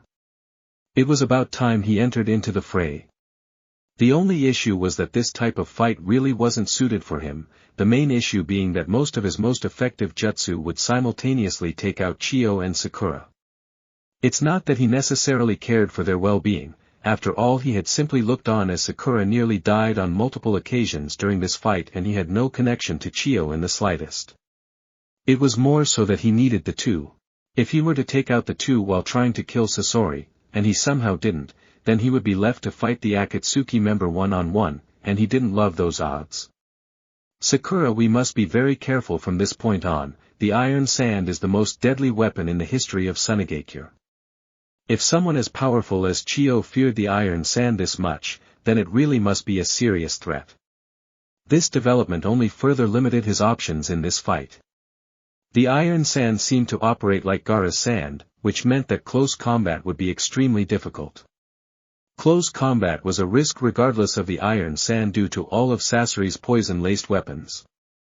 There was also the factor that he couldn't really use his mist technique as it left Sakura and Chiyo way too susceptible to attack. Naruto sighed and figured he could at least create some explosion tag clones and see where things went from there. He hated fighting without the mist. He lost his most vital weapon without it, the element of surprise. Naruto weaved the hand sign for the shadow clone jutsu and created 5 clones that each had 3 explosive tags attached to them. Suddenly an idea hit him. This cavern ceiling clearly wasn't very sturdy. Small chunks of rock had been falling periodically throughout the contest. Maybe he could break down the cavern ceiling if he detonated them all at the same time and take out Sasori. He doubted that it would actually kill him, but hey, it was something. "So you've finally decided to get involved?" said Sasori. "I think so. I was kind of hoping that I would be able to see you take out bubblegum over there, but I guess you don't live up to your reputation, hee, how disappointing. On second thought, I suppose it's for the best you didn't kill her, that leaves me the opportunity to do it myself later." Sasori's gaze hardened at what the Nuabari wielder said. It wasn't the insult towards him that caught his attention, it was the comment made toward that Sakura girl. His actions had backed up what he said. The masked shinobi had watched, as she was nearly killed on multiple occasions even though they were from the same village. He hadn't called her name, checked to see if she was all right or even attempted to prevent her from being killed. That high-pitched laugh put him on edge as well. The guy seemed pretty strange, almost insane, and that concerned him. It seemed to be a common theme in the shinobi world that the insane ones generally ended up being pretty powerful. Just look at a majority of the Akatsuki. Chiyo's gaze hardened at Naruto's words. Weren't these two from the same village? How could he have such a disdain for her? Sakura was getting pissed inwardly. This guy does nothing the entire fight and then has the nerve to threaten her. She knew that he was powerful, she had seen it firsthand, but she had gotten stronger as well. She didn't have to be afraid of him, especially not now when they were facing a much more terrifying threat. "Oh, I assure you that I'll dispose of her, unfortunately you'll also be killed in the process." "That is unfortunate, but at least she'll be going down as well. I'm a big optimist as you can see."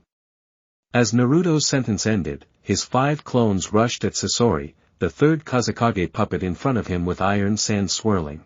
As they charged, Naruto took 5 steps backward, so he stood outside the cavern and hoped that the 2 females in the cave would be able to defend themselves from what was about to happen. "That's futile. What a waste of chakra," said Chiyo, knowing that the iron sand would inevitably take them out in seconds. Close combat against that weapon wasn't even an option. Sakura heard what she said and inwardly agreed. This was just a waste of chakra. She looked over at the original Nuu, only to watch him take a few steps backwards, leaving him outside the cavern. The 5 clones darted towards the third Kazekage puppet. Sasori began molding the iron sand into hundreds of needles and prepared to fire them at the incoming clones. This was a pathetic first attack by the swordsman. His eyes glanced towards the original, who had taken a few steps out of the cavern and raised his right hand into the snake seal. "Shit," thought Sasori inwardly as he saw the explosive tags light up on all 5 clones. Sasori rapidly turned the iron sand from needles to a wall that stood in front of both him and his puppet.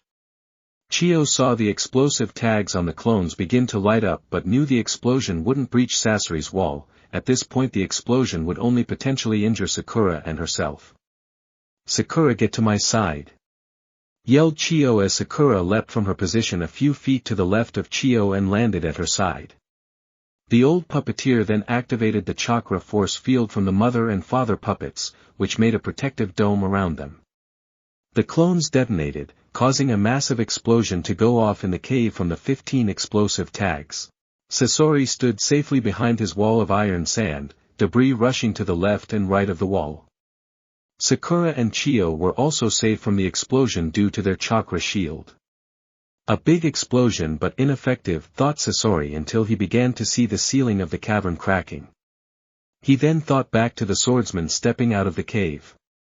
Damn it, he wasn't trying to get me with the explosion, he was trying to get me with the rocks from the ceiling. He had to admit, it was a clever plan. However, it wouldn't work. Sasori quickly pulled the puppet into close proximity and created a dome of iron sand around him. He began to hear the crash of stones in the cavern and the loud booms of stones crashing onto his dome of iron sand. Chiyo was extremely glad that she hadn't quite released the chakra shield after the explosions ended. If she had, both Sakura and her would have been crushed by the falling ceiling. The masked swordsman's plan was clever, she gave him that, but she wasn't too happy about essentially being left to die in the process. The man clearly didn't have any regard for Sakura's or her own life. Naruto watched from outside as the cavern crumbled from the massive explosion. His plan had succeeded, its effectiveness remained to be seen. He figured Sasori would survive the attack, but Sakura and Chiyo's fates were still in question. Chapter 16. Sasori stood under his dome of iron sand, completely unharmed by the masked swordsman's attack. However, he was impressed with his opponent's tactic. He had to be careful around this guy. The one adjective he'd used to describe this particular shinobi was unpredictable. Ninja who had that trait tended to be particularly deadly. Sasori threw off the rocks that had landed on his dome of iron sand, causing loud booms with the impact of each stone onto the ground. Rays of sun rained down onto Sasori's face in the crevice that had once been covered by stone. The red-haired Akatsuki member leapt out of the crevice and onto the terrain above, which consisted of jagged chunks of rock. It was hard to believe that the ground he stood on was the same location the Shikaku was extracted from just a few hours ago. About 70 yards straight ahead of him stood his adversary, the blonde wielder Nuabari. He glanced around and noticed no sign of his grandmother or the pink-haired medic. It wasn't too far-fetched to believe the collapsing of the cave had killed them. Quite a defense would be required to halt the massive boulders falling down at high speeds. You don't seem to have much regard for your comrades. I don't take issue with your mentality, I've shared that same ideology for most of my life. I personally see no need for reliance on others or bonds of trust, all that comes from them is disappointment. Naruto's clone stood silently as he listened to Sasori speak. Once the cave had collapsed, Naruto had created a clone while the original went to hide as a transformed piece rubble, hoping to catch the Akatsuki member off guard. Sasori's rhetoric essentially reiterated the exact ideology that Naruto was currently living by. Why form bonds with others? All that ever came from them in his life was pain and letdown. You know, I couldn't agree more, however, don't expect me to go easy on you just because we have a common ideology. Sasori scoffed at the blonde swordsman's response. You don't seem to fully grasp the severity of your situation, swordsman. Don't get arrogant simply because you brought down a cave. All you accomplished with that attack was apparently killing your two comrades. Hehe, who's to say that wasn't my intention? Maybe I just wanted to take you on by myself. Sasori glared at the masked man in front of him. Did he really think they were on the same level? He would show him just how out of his league this Nuabari wielder was. I'm going to show you why I'm the most notorious shinobi in the history of Suna. Muttered Sasori, fed up with the apparent arrogance spewing out of his opponent's mouth. Sasori was about to manipulate the iron sand under his control when a loud scream was heard as boulders suddenly shot up from the ground. You fucking lunatic! Screamed Sakura as both Chiyo and she leapt into the sunlight. Sakura had utilized her super strength to throw the boulders lying on top of Chiyo's chakra shield off of them. Sakura was pissed off. This guy had terrorized her ever since he arrived in the village, but trying to kill her without a doubt crossed the line. She was fed up with him and was going to give him a piece of her mind. She didn't care if an S-ranked rogue ninja and member of the Akatsuki heard her or not. She sprinted at the masked swordsman, ready to pound him into the ground. Naruto's clone watched as Sakura sprinted at him. Her speed was relatively impressive, not unbelievably fast but definitely at the level of a high chunin. However, her speed was nowhere fast enough to successfully land a hit on him. The clone sidestepped Sakura's punch, leaving his back to Sasori. Sakura froze in place after her punch missed. What was she doing? She couldn't stoop to his level, she refused to do it. I hate you, whispered Sakura as she stood up straight. Naruto smirked wickedly under his mask as his high-pitched cackle began to be heard. He, I assure you the feeling's mutual. Shrieked Naruto as Sakura took a few steps back from the clone and turned to face what she thought to be the original masked swordsman. How could this man who she had just recently met possibly hate her this much? Her thoughts about Nuu were quickly interrupted as her eyes opened in terror. Behind Naruto, Sasori had formed what looked to be thousands of senbon, which floated behind the puppet of the third Kazekage. How naive, turning your back to your enemy and engaging in a petty fight while your true opponent plans next attack. The two of you can continue your petulant argument in the afterlife. Spoke Sasori as his thousands of iron sand senbon fired at the two Konoha shinobi. Naruto's clone turned around to face the plethora of senbon heading straight towards him and his old teammate. The only thing clone could think was, shit. Sakura was in a much graver predicament as her actual life was in severe danger. She immediately channeled chakra into her fist and quickly punched into the ground, sending rubble and large rocks upwards into the air, which successfully deflected a majority of the senbon heading her way. Unfortunately, her quick reaction didn't completely pay off as 3 senbon impacted into her right shoulder and another into her right thigh, resulting in a loud grunt of pain from the medic Nin. Naruto's clone was not as fortunate as Sakura as senbon tore through it, causing it to poof out of existence. Sasori noticed the clone poof out of existence but didn't pick up on a follow-up attack being conducted from the original swordsman. He figured he better take short time required to finish off the pesky medic Nin while he had an easy opportunity. Most of his senbon that were shot off by his puppet had indented themselves into the ground. Sasori manipulated most of the scattered iron sand senbon into 2 shapes, a cube and a pyramid, which hovered above the medic Nin. "Sakura, get out of there!" screamed Chio as she saw the 2 large cubes descend on her Konoha comrade. Sakura was in a great deal of pain. She currently had 4 of those iron sand senbon embedded in her and she could feel the poison starting to take effect as her body began to get the urge to collapse. She saw the 2 large cubes descending upon her but realized she wouldn't be able to jump away in time. Chio noticed Sakura's struggle to move her limbs and shot chakra threads at the young medic Nin. The threads attached to Sakura's limb as she felt her numbing body be yanked away from the descending iron shapes. Sakura's body skidded across the gravel as the shapes impacted into the ground. As soon as her momentum stopped, she reached for her pouch on her leg, desperately needing to inject herself with another set of the antidote to Sasori's poison. "Hurry, Sakura, he's preparing another attack." Sasori saw his opportunity for the kill. The pink-haired ninja was becoming immobilized and he could potentially finish her off before she could inject herself with another set of the antidote.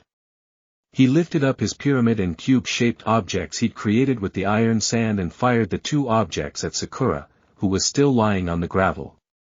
By the time Sasori had fired off the 2 shapes, Sakura had already injected herself with her second dosage of the antidote. She rushed to her feet and channeled chakra into her fist as the shapes approached. The cube was the first shape to near her, so Sakura wound up her fist and struck the object just before it hit her. The result was the object flying the opposite direction while also hitting the pyramid off its course. Chio continued to be impressed by the resiliency of Tsunade's disciple. She continued to get knocked around but just simply kept getting up to fight once more. Her attitude was quite admirable, however her relationship with the masked Konoha Nin was quite troubling. The shinobi clearly had no regard for his comrades' lives, and even worse, he distracted Sakura. This was perfectly evident during Sasori's senbon barrage, in which Nuu's shadow clone was taken out and Sakura nearly died. Something would have to change if they planned on coming out alive from this fight. Sasori cursed under his breath, he was so close. However, it didn't really matter, the result of their deaths was inevitable. He would kill all 3 of them. Ever since his senbon assault, he had been on guard for the Nuabari wielder's next attack. He had taken out a shadow clone, but the original could be hiding anywhere or transformed into anything around him. The guy truly was a pain in the ass to fight against, and Sasori still believed he hadn't seen all the abilities that the masked swordsman had at his disposal. He would have to proceed with slightly more caution than usual. Sasori continued to manipulate the 2 shapes in an attempt to crush Sakura. Despite his onslaught of attacks, none of it seemed to be working. The pink-haired girl seemed to have a maneuver or response to every attack combination he threw at her. Whether it be dodging or punching the iron sand shapes being thrown at her, Sakura managed to avoid any damage from Sasori's current line of attack. Naruto patiently looked on. He had to find the perfect moment to take out either that puppet or Sasori himself. Naruto would take advantage of whichever opportunity presented itself first, but as of now he was too far away behind the Akatsuki member to deliver a finishing blow with a Rasengan to either of his 2 targets. Sasori currently remained stationary during his onslaught of attacks against Sakura, an observation that didn't help Naruto out at the moment. The 2 kunoichi would simply have to fare for themselves until his opportunity presented itself. Sasori was getting impatient, this entire fight was taking way too long. The medic Nin was no easy target to hit and nor was his grandmother. They both displayed great elusiveness during Sasori's attacks, maneuvering their bodies efficiently and with great control as to avoid any major wounds. The best Sasori had done up to this point was a few grazes which would have posed no threat had the sand or weapons not been laced with poison. He figured he might as well give them an attack that would be near impossible to escape without some degree of injury, despite the fact that he would have to expel a decent amount of chakra. Sakura and Chio looked on as Sasori collided his two iron sand objects together in mid-air before declaring his next attack. Iron Sand, World Order. The iron sand objects seemingly disintegrated as the sand returned to individual particles, but only for a short time. Suddenly giant spikes started appearing in all directions. Sakura looked on in both fear and awe as spikes shot out in random directions with seemingly no pattern at all. Chio had seen the deadliness of this technique back when the third Kazekage was alive and was not looking forward to attempting to survive it. The spikes neared Chio and Sakura. The Konoha Kunoichi realized survival would require a last-second reaction to evade the spikes that would rapidly shoot at her from every direction. She wasn't sure where the first would come from yet. Soon the first spike came at her from her left, descending right down towards her shoulder. Sakura leapt to the right, successfully avoiding the first spike as it indented into the ground. The sounds of iron sand blades impacting into the ground began to echo loudly as dust riled up around the battlefield. Another spike soon approached, and another, and then another. The quantity of rapid attacks seemed endless as Sakura thanked God she hadn't been hit yet. Unfortunately, she thought too soon as a spike coming from behind her deeply cut her right arm. She collapsed to the ground, grimacing in pain as the familiar feeling of Sasori's poison mixing with her blood hit her. Chio fared worse than Sakura. She had somehow managed to avoid the actual jutsu. Unfortunately, a loose boulder, formed as a result of the iron sand impacting into the ground, had landed on her left arm, resulting in a breaking of her wrist. Luckily for Naruto, he had hid himself behind Sasori's current location. This part of the battlefield wasn't touched by Sasori's jutsu, so he remained out of harm's way. The jutsu did present him with a perfect opportunity to launch an attack. He wasn't sure if either of the kunoichi had made it out of the last attack successfully. The jutsu Sasori had cast was one of the deadliest he had ever seen, truly fitting for a member of the Akatsuki. If his two allies were eliminated, then they would no longer provide him with any future distractions to launch an assault. Now was his moment to strike. The loud impact of iron sand and ground, as well as the dust being riled up, presented Naruto with potentially his last opportunity to utilize his current hidden location. Naruto released his transformation and launched himself full speed at Sasori, who was currently closest to him. The dust had recently settled and Sasori was looking to see if he had finished off his two opponents in front of him. Naruto was darting straight at the puppeteer's back and thought he might actually be unnoticed. Naruto cocked back his right arm and launched Nuabari at Sasori's head. The blade flew almost silently through the air as it approached its target.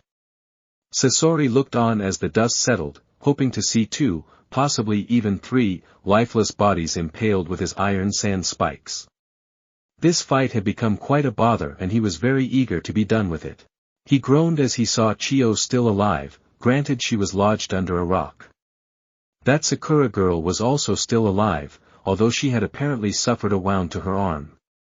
There was no sign of the Nuabari wielder's body either. The attack had done damage, but it hadn't accomplished what Sasori had hoped for. Suddenly he heard the slightest whistle of something approaching him from behind him and cursed. "Shit," muttered Sasori as he leapt to his right. The sewing needle passed by his left, grazing his cheek and leaving a cut on his puppet head. Sasori shot his head around to see the masked Konoha shinobi quite close to him, essentially in close combat distance. Sasori was proficient at hand-to-hand combat, but he was by no means good at it. One of the last scenarios Sasori wanted to picture was him in a hand-to-hand fight with a skilled wielder of one of the 7 legendary swords of the mist. That was a death sentence for all but a very slim percentage of ninja in the shinobi world. Naruto groaned as Sasori moved out of the way of Nuabari at the last second. However, Sasori's evasion tactic gave him a few seconds to cover enough ground to get him into relatively close quarters with the Akatsuki member. He wasn't completely positive about this assumption, but Naruto figured most puppeteers weren't as skilled in close combat as they mostly relied on long-distance attacks.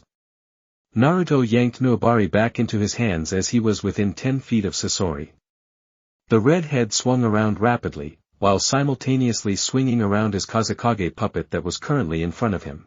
Unfortunately for Sasori, due to the length at which his chakra strings were at currently, the puppet approached at more of an arc, allowing Naruto to close the distance between the two.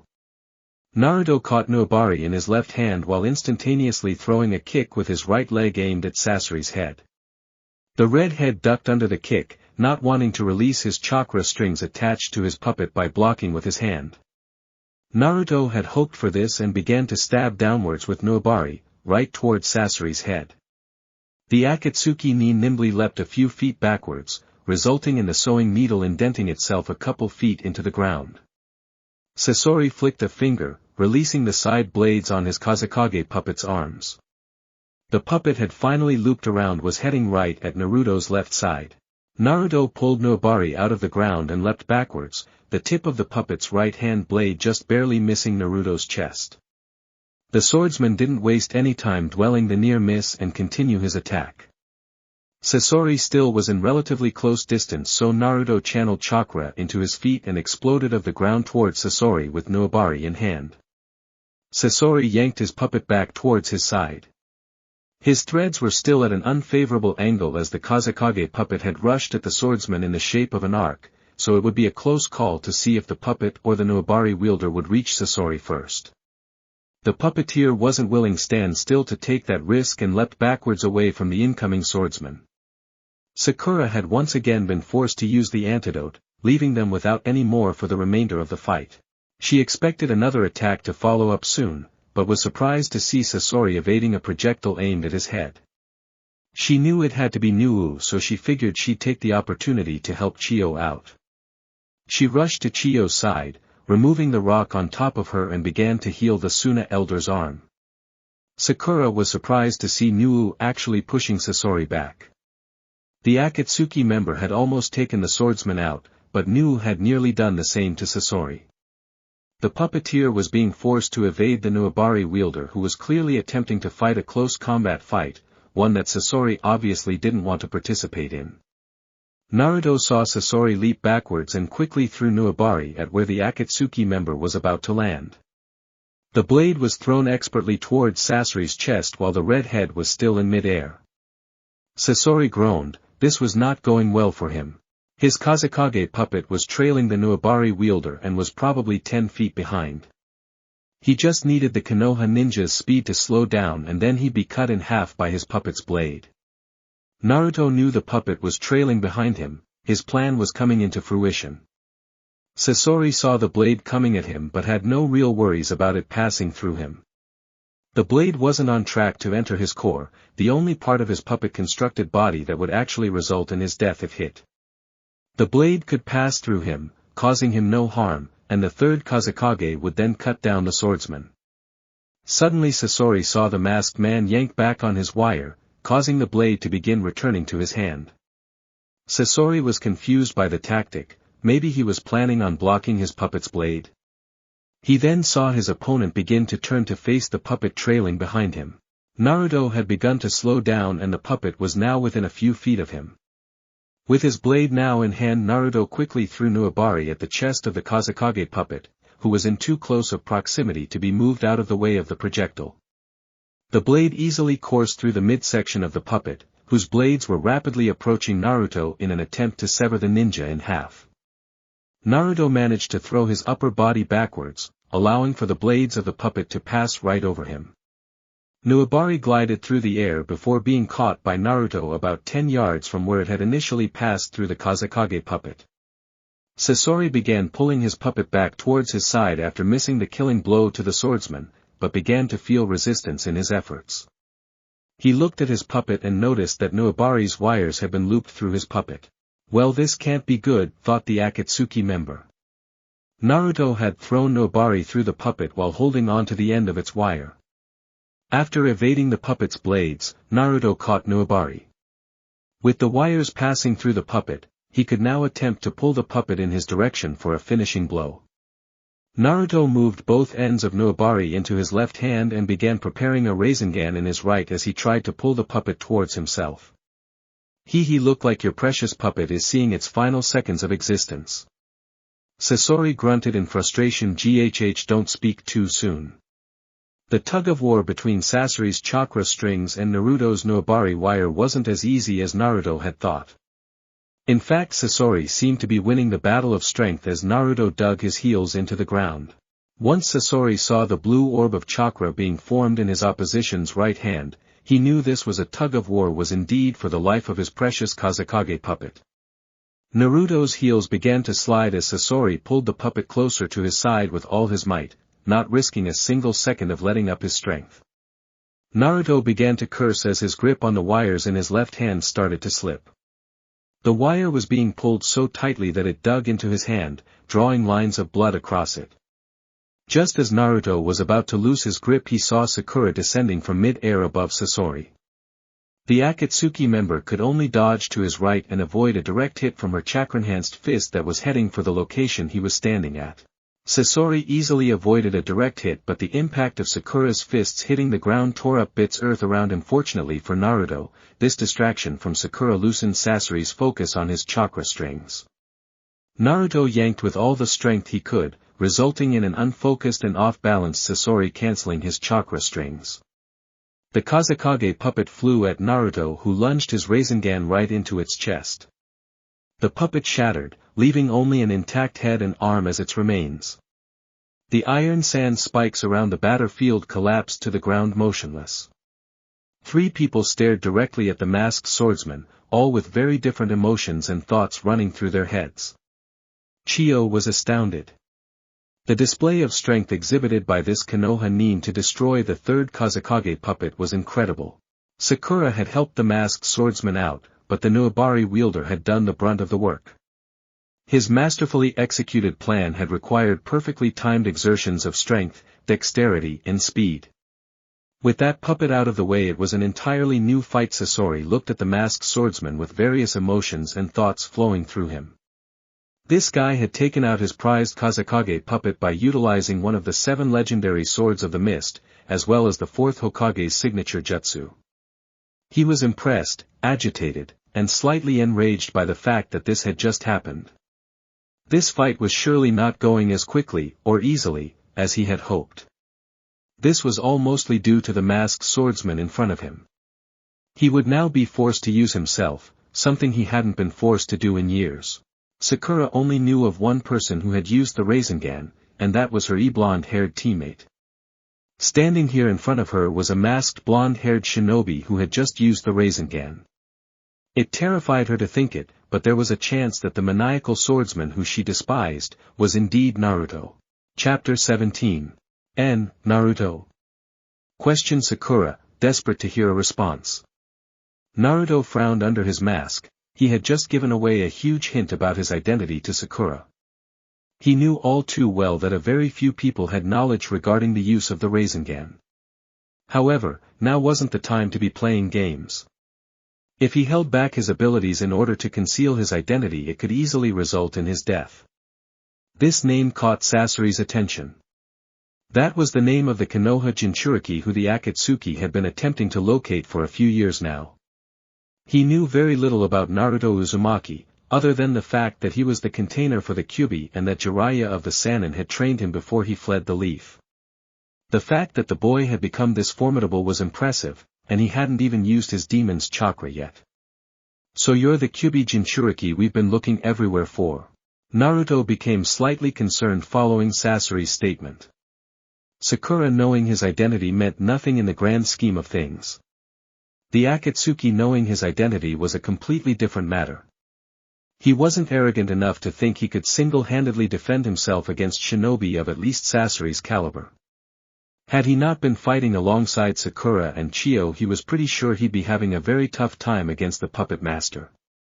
Maybe not. At the moment I'm more focused on how we just destroyed your precious Kazekage puppet. You must be relatively pissed off now that it's destroyed, huh? Sasori smirked at the swordsman's attempt to change the subject, although he'd go along with it. If he played his cards right, he'd be able to capture the swordsman he was facing off against. If he happened to be the Jinchuriki, then all the better, if not, then he'd simply kill the man. Sasori lifted his hands and began to unbutton his Akatsuki robe. Playtime was over. The red and black robe slowly dropped to the floor as Sasori's opposition looked on curiously. He could continue on using other human puppets, but that would likely be futile since they destroyed the third Kazekage puppet, and that was the strongest in his collection. Chiyo was appalled at the sight in front of her. Sasori had no human characteristics remaining on his altered body. Flesh, bone and skin had been replaced by a puppet shell and weapons designed for maximum lethality. These included a thick cabled coil where his intestines should have been, as well as poles connected to his back with blades attached to them. A white circular object was indented into the right side of his chest, which had the kanji for scorpion on it in red. Naruto's eyes opened widely at the sight of Sasori's true form. How the puppeteer was still a living being was a complete mystery to him. "Wah! What is that?"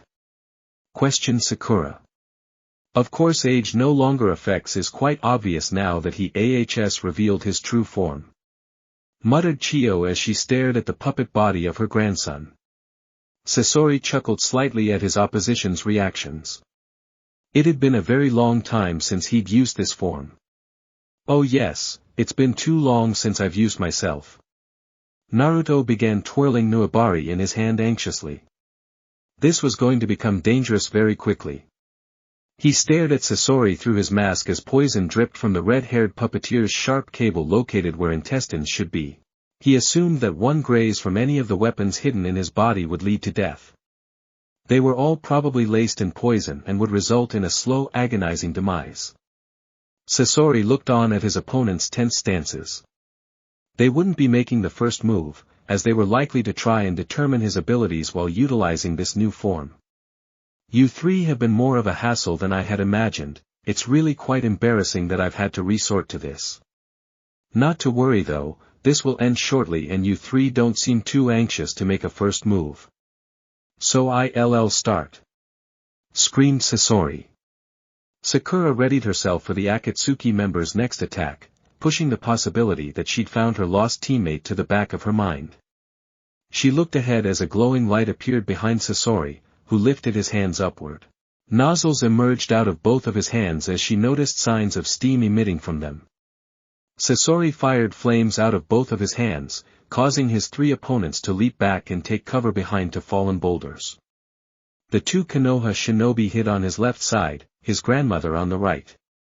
He concentrated one hand on each respective boulder, keeping his opponents pinned for nearly 10 seconds before letting up his attack briefly. Sakura sat pinned behind the boulder next to her blonde-haired comrade who remained silent. The intensity of the flames was ridiculous. Getting caught by those flames for even a mere second would cause at least a third-degree burn and eliminate a limb for the duration of the fight. Sakura noticed Sasori's flames let up briefly and took the time to leap from her position. She fired off a kunai at Sasori, who immediately reignited his flames. Sakura darted to the boulder Chiyo was hidden behind, which was only a few feet from her previous hiding spot. The kunai she had thrown had literally melted into non-existence after being caught in the heat of Sasori's flames. The medic Nin looked over to the Nuabari wielder, who went through the hand seals for the Shadow Clone Jutsu, yet another one of Naruto's signature jutsus, back when he was her teammate. Naruto summoned 2 clones as Sasori's flames continued to rage against the boulder he was hiding behind.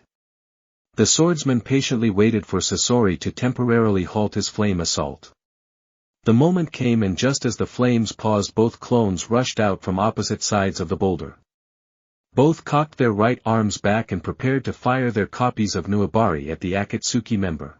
Sasori saw 2 versions of the Nuabari wielder emerge from behind the boulder, both ready to launch their projectile weapon at him as they rushed towards his position.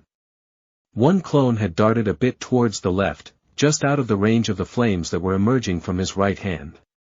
This was quite troublesome, as it meant that version of the masked swordsman would be able to launch his blade. Sasori's assumption was correct. The puppeteer reactivated his flames, immediately incinerating the clone on the left as it erupted into a poof of smoke. The enemy towards the right was able to fire off its version of Nuabari. Sasori's flames were absurdly powerful, strong enough to melt a kunai being thrown towards him. Nuabari was a different story. He wasn't arrogant enough to believe his flames could melt the legendary blade that could allegedly pass through anything. Sasori was forced to glide to the left in order to avoid the incoming blade as he simultaneously swerved his right hand to the left, resulting in the flames emitting from that hand destroying yet another clone. Sasori grinned manically at the futile attempt at an attack. They'd need to do much better if they had any hope of defeating him in this form. However, they had managed to deplete most of the flames he had at his disposal. This wasn't a major issue in the slightest, but it did mean his course of attack would soon have to change. The red-haired puppeteer refocused the flames back on the two boulders where his opponents had been hiding. He had temporarily taken his eyes off of the boulder Chiyo and Sakura had been hiding behind, so he went off an assumption the two were still over there. Chiyo hid pinned behind her boulder. She would have to move very soon as Sasori's flames had managed to start melting the rock. The swordsman's attack had proven to be a helpful distraction that allowed Sakura to move to a different boulder. She was fairly certain Sasori hadn't noticed the medic Nin's new location. Sakura was the key to finishing this fight. She possessed the raw strength required to deliver an easy finishing blow to their current opponent while also being highly skilled in evading attacks. She glanced over to her left where the masked swordsman was in a similar predicament to her own as his boulder was beginning to melt as well. The man was still a complete mystery and wild card. He seemed to be buying into the teamwork strategy recently as he provided diversions and collaborated slightly with Sakura in order to destroy the third Kazekage puppet. The possibility of him being the Konoha missing Jinchuriki was quite intriguing. This provided Chiyo with some understanding of why he fought the way he did. He worked alone, had no regard for comrades, was strong and most of all, he was effective. These same fighting characteristics could be compared to their own Jinchuriki, well former Jinchuriki/Kazekage. Although Gaara had changed juristically from how he acted as a boy and seemed to shown genuine care for the citizens of the village as the Kazekage, Chiyo still characterized his and this masked swordsman's ruthless style of fighting as that of a Jinchuriki. Every influential or powerful shinobi in the elemental nations knew the background story to the Konoha Jinchuriki's disappearance. After all, most of the world had been hopeful of finding the boy and potentially extracting his demon. The Kyubi holder had managed to prevent Sasuke Uchiha from abandoning the village to join Orochimaru. The mysterious part to the story was that seemingly no one knew the Jinchuriki's reasoning for fleeing the village soon after bringing his former teammate back. Chiyo quickly pushed the thoughts aside, as she was forced to move from her current position. Molten rock began to pour down the backside of the boulder, forcing her to jump backwards, narrowly avoiding Sasori's flames as she took cover behind yet another boulder. Naruto had also managed to change locations unscathed. He was slightly frustrated by this type of battle. He was typically always on the offensive. He was the one to make his opponent uncomfortable. He was the one to determine how the fight would be fought. Yet here he found himself pinned down and frustrated, essentially unable to move. I guess I'll have to change tactics if you three insist on running and hiding like cowards. Screamed Sasori as he activated the second of the 4 scrolls attached to his back. Naruto noticed a pause in attacks and darted out from behind his boulder. Chiyo silently cursed the stupidity of the action, trying to get into close quarters seemed like utter suicide. Sasori saw the swordsman dart out from the boulder and smirked. Game over, thought the Akatsuki members. He aimed his hands at the incoming blonde. Naruto was prepared for flames to shoot out from Sasori's hands. The flames were powerful and fast, but he was faster and could evade their initial trajectory. This would allow him to fire off an attack or jutsu and maybe put Sasori on the defensive. He knew it was a slightly reckless strategy, but he couldn't stand just running and hiding from attacks. As Naruto approached Sasori, he noticed both of the Akatsuki members' arms begin to twist. Suddenly water shot out from both hands at a rapid pace, both aimed at the approaching blonde. Shit, thought Naruto as the incoming blades of water came darting at him. The speed and tightness the water was being fired at meant that the beams would definitely do damage if they hit. Hell, those things could potentially cut him in half. Avoiding the two incoming blades of water was difficult since he was sprinting full speed in their direction. If not for his rigorous speed and dexterity training, he was fairly certain he would have been sliced in half. Naruto quickly planted his left foot into the ground and channeled chakra into it. He exploded of that left foot and leapt to the right, successfully avoiding one of Sasori's blades of water. He wasn't so fortunate in avoiding the second. The water emitting out of Sasori's left arm shot straight through the middle of the blonde's left bicep and out the tricep. As Naruto continued his momentum from his chakra-enhanced leap, the water continued to course through this region of the arm and cut through more flesh. By the time Naruto landed from his leap, his left had nearly been severed off from the rest of his body. Blood poured out of the left arm, as his humerus bone was shattered where the water had impacted. Both the bicep and tricep were partially torn from when Naruto had continued his momentum while the water had been coursing through him. The Nuabari wielder was left with a left arm dangling at his side, only remaining attached to his body by the inside portions of the bicep and tricep. Naruto let out a shout of pain following the injury, however he was left very little time to deal with the injury. Sasori's blades of water shot horizontally towards him, forcing the Jinchuriki to leap upwards to avoid the Akatsuki member's slash.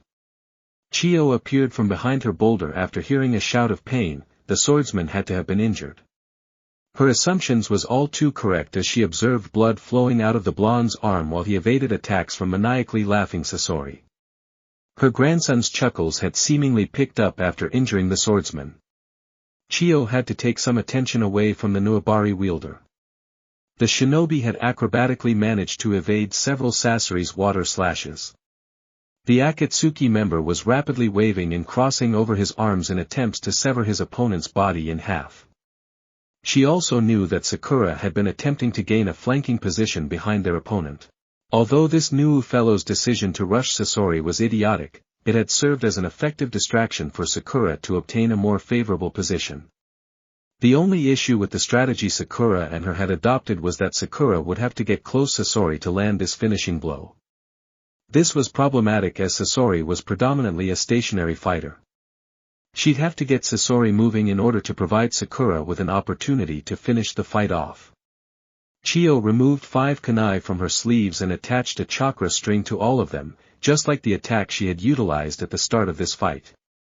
The 5 kunai were fired at the stationary Akatsuki member who stood diagonally to her right. Sasori was primarily focused on taking out the wounded deer in front of him. The Nuabari wielder had been foolish to rush him, and he would soon pay for it with at least one of his limbs. Despite his focus on eliminating his masked opponent, Sasori was observant enough to notice Chiyo emerge from her previous hiding spot. She was preparing to fire off kunai at a quite inconvenient time. If he had just a couple more seconds to focus solely on the Nuabari wielder, he was fairly certain he could finish the man off. Naruto was evading attacks with more desperation than ever before in his life. The attacks he was attempting to avoid were as fast and calculated as the taijutsu assault he faced from Jiraiya after returning to the village. The only glaring difference was that each of Sasori's attacks were about to deal a fatal blow. He continued to feel a stinging pain in his right arm, but adrenaline was helping to dull the pain. Duck, leap, roll, sprint, and duck again. The series of evasive techniques he was required to implement seemed endless. He thanked God when Sasori was forced to leap backwards and temporarily lose focus on his onslaught of attacks in order to avoid incoming kunai courtesy of Chiyo. The 5 kunai indented into the ground where Sasori had been standing seconds earlier. The Akatsuki member was now hovering in mid-air, the blades on his back spinning at such high speeds as to allow him to float in air. "You 3 want to just dodge and hide? Fine!" screamed Sasori as he fired off his coiled wire laced in poison at Chiyo. Chiyo was caught off guard by the speed and swiftness of the approaching coil. She managed to just barely sidestep the incoming pointed wire, which indented itself into the ground beside her. Chiyo refocused her gaze on the hovering Sasori, only to see that her grandson was shooting at her with great speed. The spinning blades propelled Sasori's speed to an extremely high velocity as he descended towards his grandmother for a finishing blow. Naruto looked on as Sasori flew down to provide a lethal blow to the Chiyo lady he was temporarily allies with. His left arm was likely out of commission for the remainder of the fight, but it could possibly be healed up in time to maybe be serviceable with the assistance of the Kyuubi's healing factor. He needed to act fast if he wanted to keep Chiyo in the fight. An idea suddenly struck him as he whipped Nuabari into his right hand and cocked back the arm before throwing the legendary blade upwards. As Sasori descended, he noticed Nuabari approaching diagonally from his bottom left. Sasori scoffed at the futility of such an obvious attack and barely paid any attention to it. He simply lowered his dissension level as the blade soared over his head and past him. His focus continued to center upon finally finishing off his grandmother. His smile widened and eyes opened widely in excitement at the prospect. "So long, grandmother!" shouted Sasori. His excitement was soon interrupted as he felt his propellers jolt to a stop as he plummeted from the air back down to earth and collapsed with a thud. Sasori raised his puppet body to his knees following the impact, still nearly 15 yards away from his grandmother's location.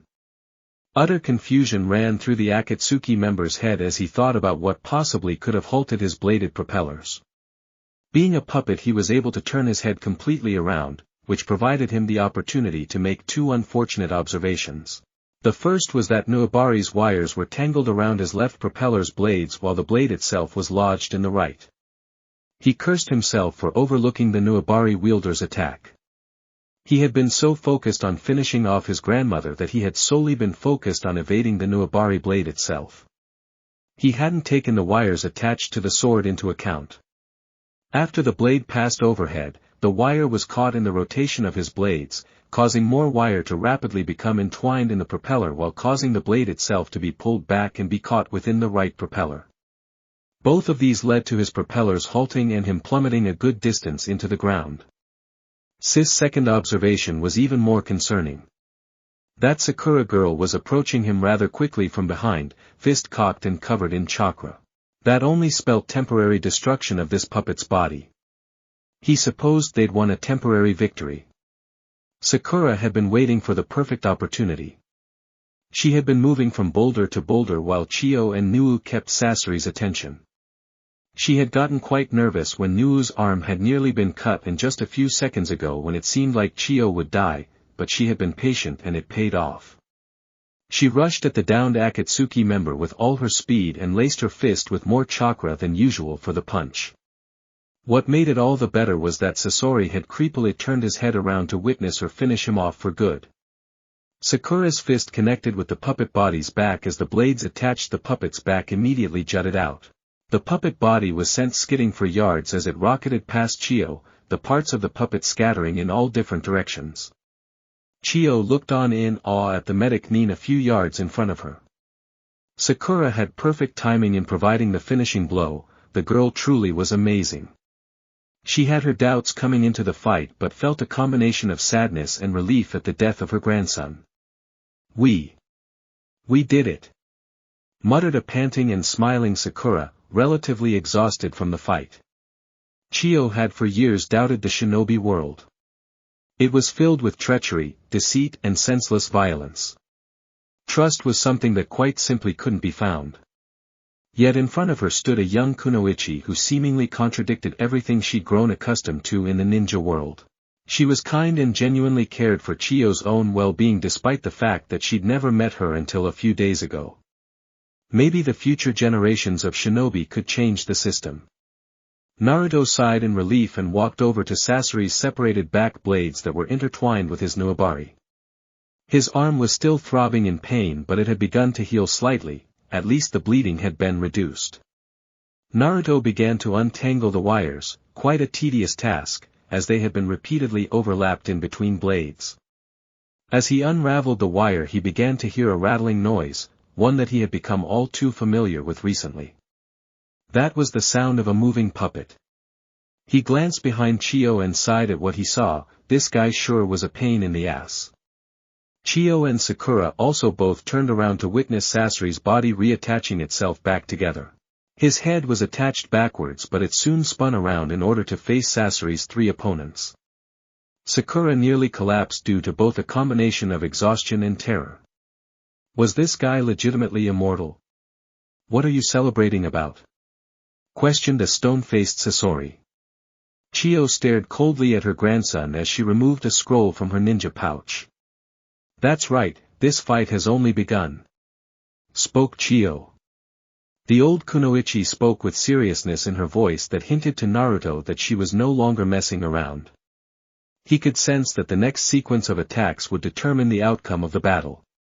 The attacks that would be put in play would be revealed momentarily. I forbade even myself use of this next jutsu. I never imagined that I would be forced to use it again, but against you I must. This ends now, said Chiyo with authority. This caught Naruto's attention. The old lady knew a forbidden jutsu. He looked on intently as Chiyo unwrapped the string around the scroll. The elder opened the scroll, revealing kanjis for 10 different items. Chakra was pumped into the scroll as 10 puppets soon materialized around the Suna puppeteer. It is said the ability of a puppet master is determined by the number of puppets they are able to use simultaneously. I'd expect no less from you, grandmother. There's so many of them. Can she really use them all at once? Whispered Sakura. Each puppet was different than the other, besides all wearing white robes. The first was a large purple-skinned puppet that looked similar to a devil. The second was a white-colored puppet with various gray markings and a single cluster of hair coming out of the top of its head. The third had red skin with pointy yellow hair. The fourth had long black hair with glaring eyes. The fifth was a blue-skinned and bald puppet. The sixth, seventh and eighth puppets appeared next to each other and were relatively similar. Each had different shades of pointy hair varying from white to gray. Two had face paint while the other had nothing on its face at all. The ninth was a female puppet armed with red bun hair and 2 broadswords. The final puppet had pointy gray hair with a blue chin. It was relatively creepy with its fangs and cyclops eye. Granny Chiyo's secret multiple digits, I've heard tales of its glory. Rumor has it you once destroyed an entire fortress with it. Secret white move, Chikamatsu's 10 puppets. These were the first puppets, Master Monzaemon's 10 masterpieces. It's quite the collection. Naruto was definitely impressed with Sasori's summary of the technique. Taking down an entire fortress was one hell of a feat. The fact that Sasori knew so much about it spoke wonders about Chiyo's credibility throughout the shinobi world. Sasori continuing his speech interrupted Naruto's thoughts. However, muttered the Akatsuki member. The redhead utilized a chakra string to remove the third of 4 scrolls on his back and opened up a flap on the right side of his chest. Upon unraveling the scroll a countless number of puppets shot into the air, the familiar clattering of puppets' parts rang loudly. The sheer number of puppets began to block out the sun over the battlefield. Chakra strings emerged from Sasori's open flap and proceeded to be attached to each of his puppets. I used these to destroy an entire nation. Continued Sasori. Sakura stood gaping at the sight above her. To be honest, Naruto couldn't blame his hated ex-teammate. The sheer number of puppets this guy was apparently able to utilize at once was absurd. It's embarrassing really, thought the Akatsuki member. Taking this long to defeat a washed-up puppeteer, a little girl, and a lunatic with a sword was somewhat humiliating. For him to have to resort to this technique was pathetic on his own part. Secret red move, performance of 100 puppets. It's time to finish this, said Sasori with a bit of excitement. Each of Sasori's puppets floating in air began removing their concealed weapons. These ranged from swords to scythes to even chakra blades. Sakura, Chiyo, and Naruto all assumed each blade was covered in the lethal poison Sasori had been using. Chiyo was in awe at how powerful Sasori had become. Using 100 puppets at once was unheard of. However, she would have to substitute quantity for quality, and she knew that her 10 puppets were some of the best ever created. She was confident she could fend off Sasori's puppets with arguably the best collection ever assembled. Having Sakura participate in this fight would be dangerous, especially since she was a close combat fighter and had no more of the antidote left. She honestly didn't care too much about the well-being of the Nuabari wielder, he hadn't shown any interest in helping either herself or Sakura, so he could do as he pleased. Sakura, stay out of this. With no more versions of the antidote, it's too dangerous. Sakura smirked kindly at Chiyo's statement. It's not in me to give up. I can't just stand by and do nothing.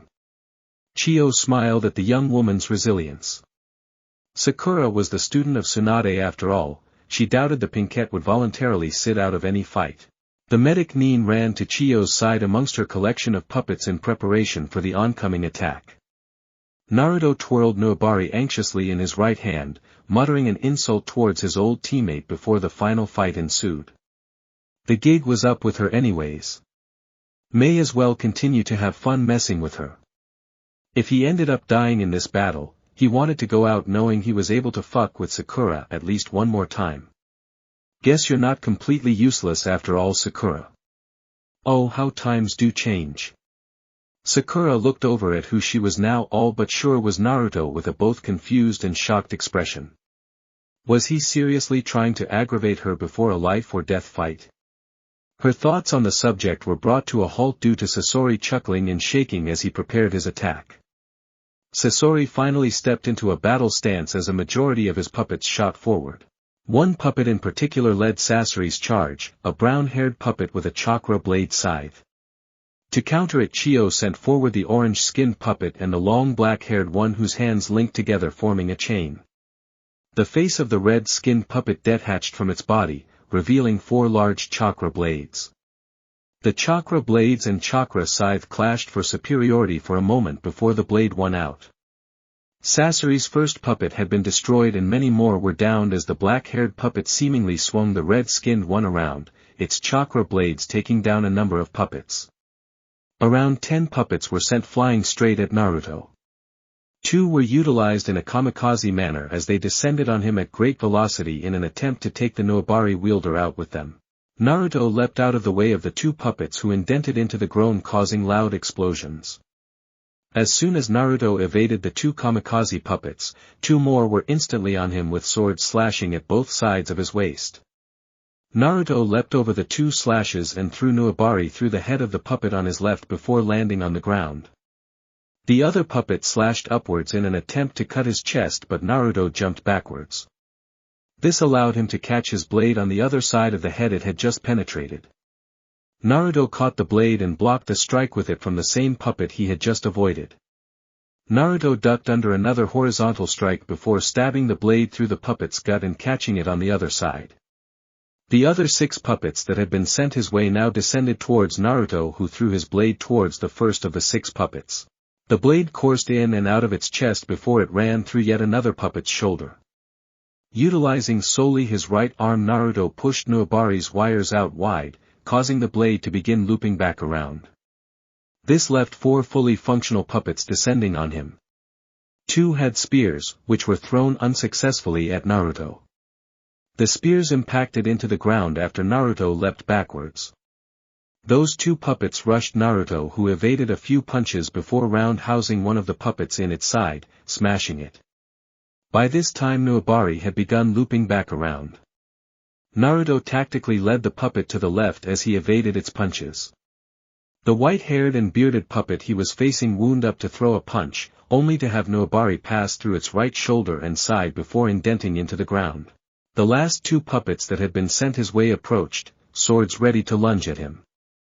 Naruto removed Nuabari from the ground and rushed at the 2 opponents. Naruto threw Nuabari at one of the puppets, who was easily swerved out of the way. With his right hand free, he removed 2 explosive senbon from his ninja pocket and fired them at the 2 puppets, who this time were hit by the projectiles. The puppets lunged at Naruto as the blonde slid under the attacks before rushing to his feet and darting to catch Nuabari. The puppets' momentum carried them past the boy, and before they could loop around to continue their assault, the senbon detonated, leaving the 2 in small pieces. Naruto had 6 puppets on his wires, all bundled up together and immobile. Naruto removed another explosive senbon and shot it at the bundle of puppets, destroying them all in an explosion. Given a few seconds of free time, Naruto looked up to see how his 2 allies were doing. Sakura was destroying a plethora of puppets as she dodged strike after strike and easily managed to immobilize them with just one chakra-enhanced punch or kick to any part of their body. Chiyo was by far doing the most damage. The red-haired female doll was carving puppet after puppet in half with a combination of strikes from her cleaver swords. He saw the blue-skinned puppet launch multiple wires out of its head, which skewered at least 5 of Sasori's puppets at once. The 3 of her similar-looking puppets had also just joined together, the white-skinned one standing on the shoulder of the 2 puppets with red and blue face paint. They each formed hand signs as Chiyo announced a jutsu. 3 Treasure Suction Crush. A large group of puppets rushed at the 3 puppets, only to be sucked inwards from a vacuum-like pull of wind. The power of this suction was so powerful that a good amount of puppets were crushed. The only issue with the jutsu was that there were too many puppets and a large traffic jam of puppets was formed in the suction wave of the jutsu. Those 3 puppets were immobile while casting the jutsu and Sasori took advantage of this, launching 4 kamikaze puppets at them. These succeeded in lowering Chiyo's puppet count to 7. Naruto's temporary lull was ended as he saw 5 more puppets rushing at him. He decided it was time to go with ninjutsu. Naruto implanted Nuabari into the ground before weaving hand signs. His left arm throbbed in pain upon excessively moving it, but Naruto battled through water style. Severing wave. Naruto shot a highly pressurized stream of water from his mouth, coincidentally similar to that which Sasori shot out of his hands. Naruto effectively took out the puppets coming his way as he moved his stream of water from left to right, cutting his incoming opposition in half. Naruto created 5 shadow clones that he strapped with explosive tags, the last that he had on him. He'd need to remind himself to prepare more for future battles. The clones rushed off into the fray of puppets that were combating Chiyo's. They provided some assistance in taking out a couple puppets but did the majority of their damage by detonating themselves. Fortunately, Chiyo had recognized the tactic and gave her puppet separation from the exploding clones. Naruto followed his clones soon after as he weaved around incoming projectiles and evaded kicks and punches. All the while he coursed Nuabari through his enemies. He did begin to notice that eliminating the puppets was becoming harder and harder. They had destroyed a good amount of Sasori's puppets, yet he was now paying closer attention to the ones he had left. Naruto observed a puppet approaching from behind Chiyo that the elder hadn't noticed. Naruto launched Nuabari at the puppet whose claw was intending to slash the puppeteer. The blade coursed through its head just in time as Naruto rushed to catch the blade. Naruto grasped the blade and stood in a battle position on Chiyo's side. "We need to end this as soon as possible," muttered a panting Chiyo. "I couldn't agree more. Got any ideas?" "Yes, I have a technique that can finish him off that Sakura can execute. You and I will have to provide her with support," said Chiyo. Naruto nodded as he prepared for their final combination assault. If this didn't work, Naruto would likely have to resort to attempting his hidden mist and black rain technique. That would likely kill Sakura and Chiyo while potentially killing Sasori. If that jutsu didn't succeed in finishing the Akatsuki member off, then he too would likely die. Any way you looked at it, the battle was coming to an end. This joint combination assault was the best way to finish Sasori off. "Sakura, focus on getting to Sasori. We'll take care of the other puppets." The medic nodded in understanding as they prepared for the final attack. Sakura rushed forward as she began dodging attacks from incoming puppets. Naruto followed suit by rushing forward in order to provide assistance. He was impressed with Sakura's evasion ability. She avoided attack after attack from weapons and limbs as she attempted to near Sasori. Naruto and 2 of Chiyo's puppets were serving as her personal bodyguard, attempting to fend off any attacker in her way. This task became more and more difficult as they neared the Akatsuki member.